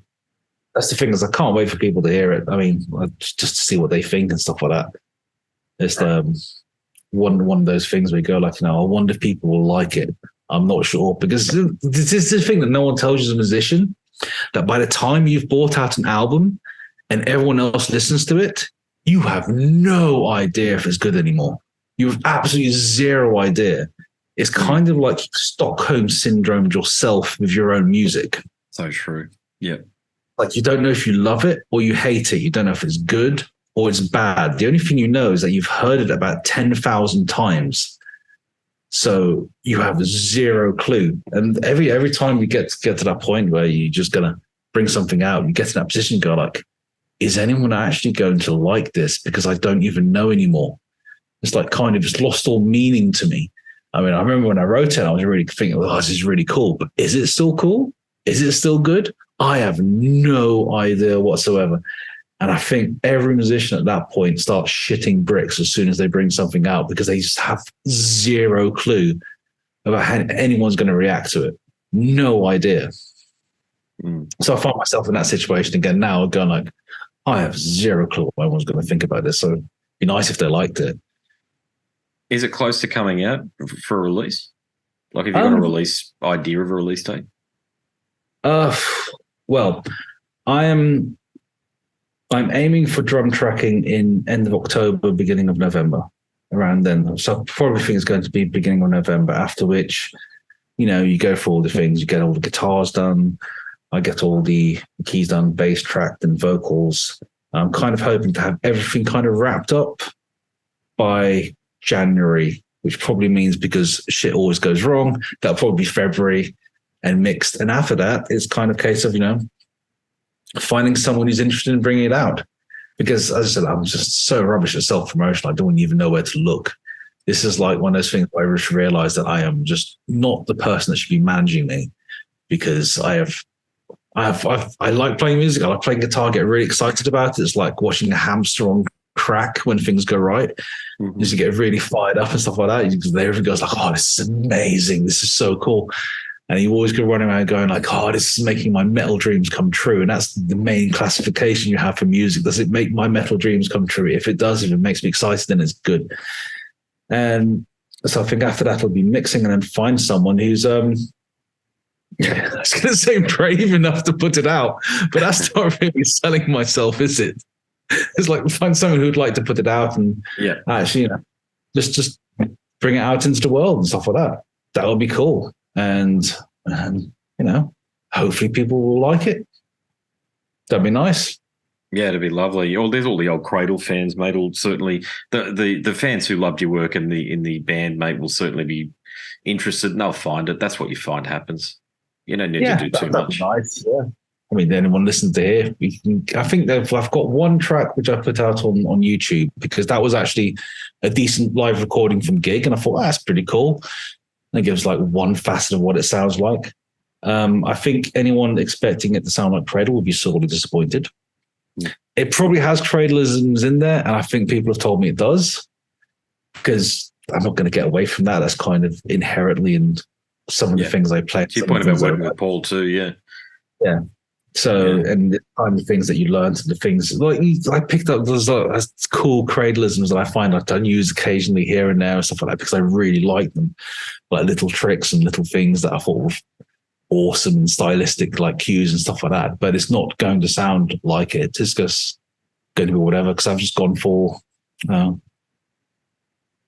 more synthy stuff, some bit of black metal, a bit of thrash, probably a bit of power metal in there. There's probably, I don't know, I think I've ripped off Massive Attack, which someone could try and find where I've done that. Okay, I'm going to listen out for that one. I love Massive Attack, yeah. But yeah, just having all these different things, and I just basically just trying to make it as varied as I possibly can, and as interesting as I possibly can, and to the point where I go, is this something I'd like to listen to? Which brings me back to the point, it's like I don't know anymore, because I've heard it so many times that I've absolutely no idea. But I'm kind of excited about this still, and I really want to get it out there like as soon as possible. But I know these things take time, and it's frustrating, especially if you haven't got a budget behind you and you're having to kind of just DIY this stuff. But you do it because you love it, not because of anything else. And I want to put this out because I love it, and I think hopefully other people would enjoy it as well. People will too. Yeah. Well, I can't wait to hear it. At least got a band name, because when you ask me to do this interview, it's just like going, oh shit, man. The guy wants to talk to me. I haven't even got a band name. And I think we sat down for like weeks after that. It's like going through short lists of names and just coming up with all these things. It's the hardest thing in the world. I'm surprised that we settled on Summon the Wolves. It was actually fairly painless once we got there, but it did take a good 2 or 3 weeks of people going, oh no, I don't like that. Oh, that sounds rubbish. Oh no, if you called band that, I'm leaving. Stuff like that. Oh, really? Oh god, yeah. The band names are always inconsequential. Band names are the worst. I don't understand how they become so hard. I mean, I guess if you like, if I was, because I always find South American band names are some of the best. Like you get Ghost, Goat, Priest, Molester, and stuff like that. And it's like those guys don't give a fuck, man. They just want to play like gnarly fucking death metal and go like, yeah, that word, fucking done. That's how I kind of imagine it goes with them. And they come up with these like band names. Are like, okay, yeah, if I see 3 of those unrelated words together, I know it's going to be pretty fucking awesome and it's like worth listening to and stuff like that. If it's been thought through too much, I'm not that interested, because obviously, they're already far too commercial because they've got a demo out. I remember like they had like old black metal stuff, and people go like, "Oh no, I like their first demo," but as soon as they got signed, they went to shit. They sold out. And you go like, "How the fuck did they sell out?" This album, the first album, still sounds like it's been recorded on a My First Sony, and just basically mixed by someone that is tone deaf. It's like the reason I do have a love of like badly produced albums. Not badly produced, because I think a lot of bands started, like, I think especially like early 2000s, early 2010s, they started going like, we need to recreate the early black metal sound. So they do it on purpose. Yeah. And it never sounds right, because the thing that they completely failed to see is that all those early bands, they didn't do it on purpose. They just didn't have any money. No, exactly. Yeah. Basically had the shittest equipment available, and they tried to do their best with it. And that's why it sounds good. Like you get like Catatonia's Brave Murder Day is like a massively flawed album production wise. It's like, but it's got an atmosphere. Another one of my favorite is Arch Enemy Stigmata, because that one, it's got such a weird atmosphere in the production. It makes it a great album. And I think once they started having better production, this just wasn't the same for me, because it missed that weird atmosphere that other one has. It's almost haunting. And the same with like, if you ever heard of a band called Diabolical Masquerade? I think I've heard of them, but yeah, continue. You're right. Yeah. So Nightwork is basically is Blackheim from Catatonia. It's his black metal thing, and Nightwork is an amazing album. It's got this atmosphere that has just to die for. But if you play it to someone now, they go like, "What is this underproduced shit, man? I can eat better in my bedroom with all my plugins." But that's not the point. It's a brilliant album. And the one they did after that was just completely off the wall, where he basically just, I think he scored a film that didn't exist. Oh wow! Okay, yeah. Worth a good listen. Well, it's interesting you're talking about Catatonia. I just spoke to Jonas last night, because they're touring. So, they've got heaps going on, those guys. They've had quite a career, haven't they? Yeah. I love Brave Murder Day. The one after that, the yellow one and the blue one. And I think there was the album with Departure on it. I absolutely adored that album as well. Pretty much quoted Departure song, which I played on repeat. Stuff like that. So the coolest thing was actually playing with them and go like, I think I just remember telling, I keep on forgetting people's names. We got black on white, so I told them, it's like, yeah, man, you played a gig in London, and I was outside trying to get in. I couldn't get in and stuff like that. And it's a shame, because I really want to see you guys. And then I told them, I love Diabolical Masquerade. He was like, what? Someone actually listened to that shit. I had a Diabolical Masquerade t-shirt that someone stole, which I'm still gutted about, because that was like, I spent ages looking for one of those. Oh, man, being a metal fan. Oh, it's a journey, isn't it? You find your bands and your underground stuff, and I like Time Ghoul and some of that shit too. Stuff like that. Because I remember, like, I was well into Hypocrisy, and they played that song "The Abyss" on Headbangers Ball, and had a video, and it wasn't on any of the albums I could get. Maybe it was on, like, I think some limited edition that was sold out that I never found. And I literally bought a compilation album and ordered it and waited 6 weeks for it just to get that track. The Death is Just the Beginning compilation, was it? I think it was on there. Yeah. And then I got it, and the CD had a flaw in it. Had like one little like weird thing. It was right on the song. Yeah, it was right on the song. So I was waiting another 6 weeks for another copy. And I finally got to listen to it, and it was like, oh, this is amazing. But yeah.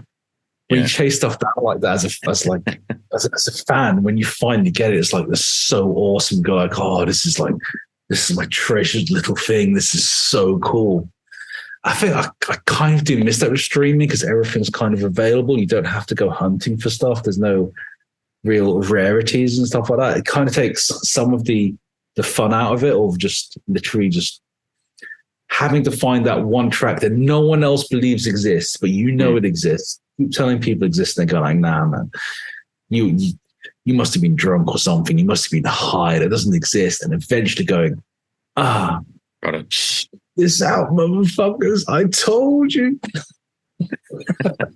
Yeah, it's a metalhead's journey, that one there, the quest, if you like, to find the most cold stuff you can. But yeah, you're right. Those days, I've got to say, those days are gone. You can find everything. It's either on YouTube or it's Bandcamp or it's streaming in some way, isn't it? Even the most obscure shit. Which I think is kind of shame. I think not that it's all available, because I think, having choice and being able to listen to so much is really cool. I mean, for all the hunting to find an awesome track, I also remember seeing the video on Headbangers Ball going, oh, this is awesome, buying the album, and then realizing that the other 10 tracks on the album are absolute dog shit. Yeah. And they put out one good one and you couldn't listen to it before you bought it. And I was like, oh, that's a waste of my money, wasn't it? That was shit. So there's always that and stuff like that. So you've got all that choice. But one thing I think is the thing I miss the most is that no one seems to make albums anymore that you listen to from the beginning and to the end, and it's planned as like this nice journey that you can listen to. I mean, the last album I found that really did that for me is that Rivers of Nihil, which is why I like it so much. I can put it on, I can start it off, it builds up, it goes through all the thing, and then it ends, and you go like, right, I've been on a journey, I can listen to this again. Whereas I think a lot of things now is just like people want instant gratification. So the first song is a hit song, then you got maybe a song that isn't, then another hit one, everything's released as singles and stuff like that. So you've kind of heard it all before, and then there's maybe a couple of filler tracks on the album to like boost it up, if they even do an album, because I think lots of people are just doing EPs now and stuff like that. It's like, oh, I've dropped out this EP and stuff like that. And the thing I missed about an album is that it's like this nice snapshot in time of a band. This whole thing where you go, this is what they were like at this time. And the sound from start to finish and this whole journey, this is how they arrange songs, this is how to kind of like, you have this experience listening to it. I kind of miss that quite a lot with things. So it's, when you do find something like that, which is I find kind of rare, it's absolutely magic. Because albums, you used to have to listen to that. You just put it on from start to finish, and maybe there's like one shit song where you didn't really like it, and you maybe could skip it on a CD or based on tape, just wind it forwards or something like that, or just not listen to it and go, God, that's a shit song again. But the next one's going to be awesome. And you kind of knew it back to front, and you listened to like kind of everything. Whereas I think, because music's just, I think music is the advert for the t-shirt these days. Yeah. Which is kind of a shame, because it used to be the t-shirt is the advert for the music. Yeah, that's kind of gone away. But, you can't just sit there for your whole life and think that everything's going to kind of stay the same, because it doesn't. And, nostalgia is a very dangerous thing to kind of get wrapped up in. You've got to realize, the world moves on with or without you. It doesn't really matter. So, the best is to like just see things for what they are right now. But I do miss the whole thing that bands used to really arrange an album from start to finish. So it was like a nice little journey through the whole thing. Yeah. There are some choice albums that have been released, but they just don't take hold these days. They're there for a couple of weeks and then boom, on to the next one. The Killer Be Killed album recently was good. The Greg Puciato solo album from Dillinger Escape Plan was another good one. It's probably my favorite album of the last few years. But it's either, I also think the speed of life, just with our integration into technology, has meant that things just move so much quicker these days. We just don't have time to listen to Euthanasia. Remember when Euthanasia came out? We don't have time to listen to that for 6 months straight. It's just not what we do these days. I was obsessed with Elysian Fields off the album. That track was just totally, And so when Countdown to Extinction came out, same thing. But, for me, it's always Rest in Peace. That is, everyone's going to say that kind of thing. But, for years, you'd say, oh, Rest in Peace is the best album. You get all like the old guys going, nah, man, nothing is Peace sells. But I think everyone's kind of come to the consensus that Rest in Peace is definitely the best speed thrash album ever made, hands down. Well, that'll Rain in Blood, and so I think they're on par. I know. You could fight me on that. Oh, really? You're not a huge Rain in Blood fan? Well, you are. I think it's all right. 30 minutes of regression and stuff like that. But, for something that has it all, Rust in Peace has it all. It has all the riffs. It has the weird song, which is immeasurably cool. It has the absolutely blinding out first track, the outro track. It has the Tornado of Souls. It has this variation for the whole thing. You can listen from start to finish. It's like technically, pretty much technically, it still stands up today against a ton of other bands. You will find people that still can't play stuff that Marty Friedman played 30 years ago. It's all that. I mean, Slayer, Rainbird, fair enough. It's like, your slab of aggression. But I think it's more forgettable than Rust in Peace.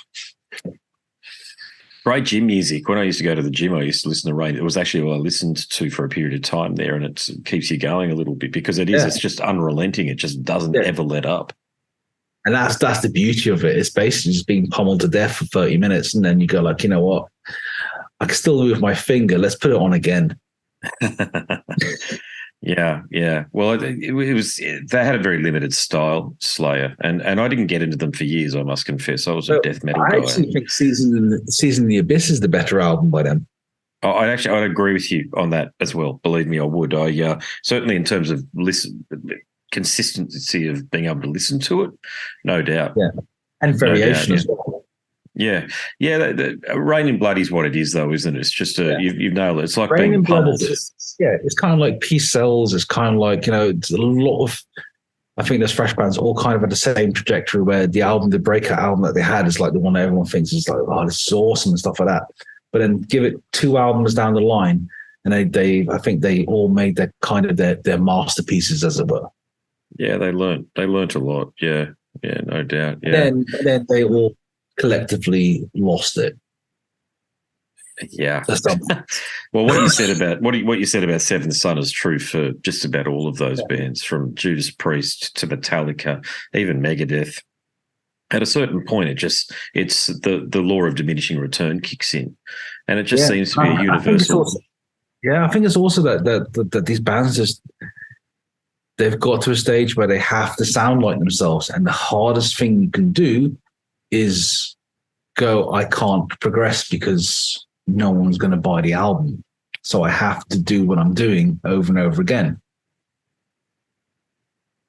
Because if you do the stuff that you kind of want to do, like Metallica made a country album, which is Load and Reload, which, that was the one of the biggest disappointments that I've ever heard was Load. Yeah, terrible albums. Yeah, they're not well written. There's all these fanboys out there that just fall over themselves it's not about defending the album, but they claim the album is that it's something that it isn't. But my point is, if it was released by another band, nobody would listen to it. And that's the litmus test. Yeah. That's pretty much it is true. If someone else had released that, it wouldn't have done anywhere near as well. And I always felt it should have been a solo album. There should have been James Hetfield fulfilling his country fantasies rather than a Metallica album. Because as it was, that was just disappointing. They lost it with that one. I think the only band that kind of kept it mostly together for me is Megadeth. I mean, they had Risk, which is possibly a low point, but it was still Megadeth. It's probably the worst of the worst, that one there, unfortunately. That's in my opinion, that's way worse than Load. Risk is just horrible, like irredeemable on just about every level. It's I can't. I've tried with that album a few times. I got it when it first came out, and I thought, I'll give it a go. It's something a bit different here, but it's not. The songs aren't there. The playing's there. That's the only redeemable characteristic, is that they can still play. Yeah, so I think for me, they're the ones that got away with it the most out of all of the bands. Because Slayer did that really horrible album that was absolutely terrible. Diabolus and Musica. Yeah, I don't think they ever really recovered from that one. God Hates Us All isn't good either, in my view. It's just noisy. Yeah, they as after Seasons in the Abyss. They had that World Painted Blood and God Hates Us All, and the lyrics for that and the way they're sung is exactly the same. Da da da da. World Painted Blood and God Hates Us All. So it's it's just shame. Yeah, well, they'd even lost it by divine intervention, the album that was recorded in different studios. And even by then you could hear it was like, what is going on here? And then they did the Undisputed Attitude punk album, and it was like they were trying to claim territory that was never theirs. I still like both of those because I was like still had the Slayer vibe to it. It was just after that it just went totally tits up for me. I mean, you got the punk cover saying that they're all the punk. I can kind of understand that as a cover album. That's kind of fun. But, that's what it is. It's a cover album, a fun cover album at that point. And Divine Intervention still got some really fucking good songs on it. But I do see what you mean. It's when something starts to not feel quite right about the whole thing anymore. They're just largely forgettable. That's my point. And I was around back then. I loved them when they came out. I want to be clear here. Yeah, Undisputed Attitude, I remember listening to a lot when it came out.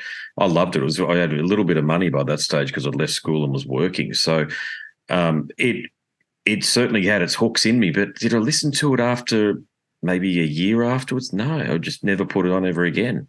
That's the point about the Seventh Son thing. Have I put Seventh Son on the last 12 months? Yeah, a few times. It's a killer album. It stands up. It's timeless. I even like Somewhere in Time. I mean, I love that album. Yeah, love it. Yeah. I just remember just looking at the cover artwork for that and trying to find all the things in it. Yeah, yeah. Like all the little great that way. But for me, Maiden is definitely the peak was Power Slave, Somewhere in Time, and Seventh Son. Those three albums are just peak of their powers. There was 5 albums, wasn't there? Yeah, 5 albums there in the middle for them. I often say that Maiden had the greatest stretch of classic albums of any band in history, and that includes the Beatles and all the rest of them. I'm sorry, but that's the way I feel. From Number of the Beast up to Seventh Son, there's just no bad songs. No bad songs. They're just all there. Amazing. Don't know how they did it, actually. It's a great dynamic. Yeah, I think it's definitely the band dynamic that did it. They just worked very well together. Yeah, just right the way through. Peace of Mind, Power Slave, Somewhere in Time, No Prayer. Not No Prayer. God, that's horrible. Sorry, I can't stand that album. Seventh Son and Number of the Beast. The whole thing, just because a collective, they're all different. They've all got their own characteristic and their own unique personality. They've all got their own vibe. So it's like the whole. And I think in some cases, flawed production does give them that vibe. And it does have that, like those sounds to it. But you listen to all those things, and you can listen to them from front and back, and they're just like a nice little story and adventure. And I think they did lose that after that because they're an odyssey. I can't put on Brave New World like that because it's got that Blood Brothers song on, which I think is absolutely atrocious. Same. We agree on just about everything. Yeah, I hate it. The Klansman. I can't. Yeah, I remember when that was the one song on that album came out because I liked it when it came out again, but I skipped it. It's a long lumbering piece of shit. And but then they play it live. It's the one song from that album that they consistently play live. And I don't. Is it the Braveheart thing or whatever? No, that was the Klansman, wasn't it? But they linked it in with something else, and it just was. It's too long. It's boring. It's very, very boring. It's like your Blood Brothers. Okay, fine. Yeah. Please go back to my history lessons in the next one. Thank you. Yeah, thank you very much. Yeah. Mate, I'm going to have to wrap things up. I love talking to you, though. Look, whenever you want to have a chat, just please reach out, particularly with the new material. Just talking metal in general, man. If ever you just want to talk the shit, man, and you want people out there to listen to two blokes talking about their love of metal, man, just hit me up. Yeah, that'd be cool. I mean, if people want to listen about two people talking about metal, I mean, they must do because people listen to all kinds of shit these days. So, having like people shoot the shit is probably not a bad idea. So, I'd love to do it again. Fantastic, brother. Thanks very much again. I really appreciate the opportunity to catch up with you. It's been cool. It's been a blast, man. All right, take care, dude. Thanks, brother. Have a great one. Have a good evening. Cheers, metal. Absolutely. Catch up. What do you think? Top fella, isn't he?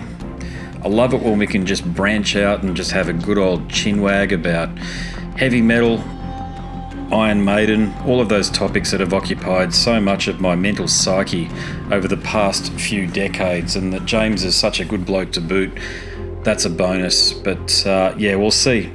what other plans we might be able to conjure together in the near future. So there you go, James McIlroy, Cradle of Filth's guitarist from 2004 to about 2012.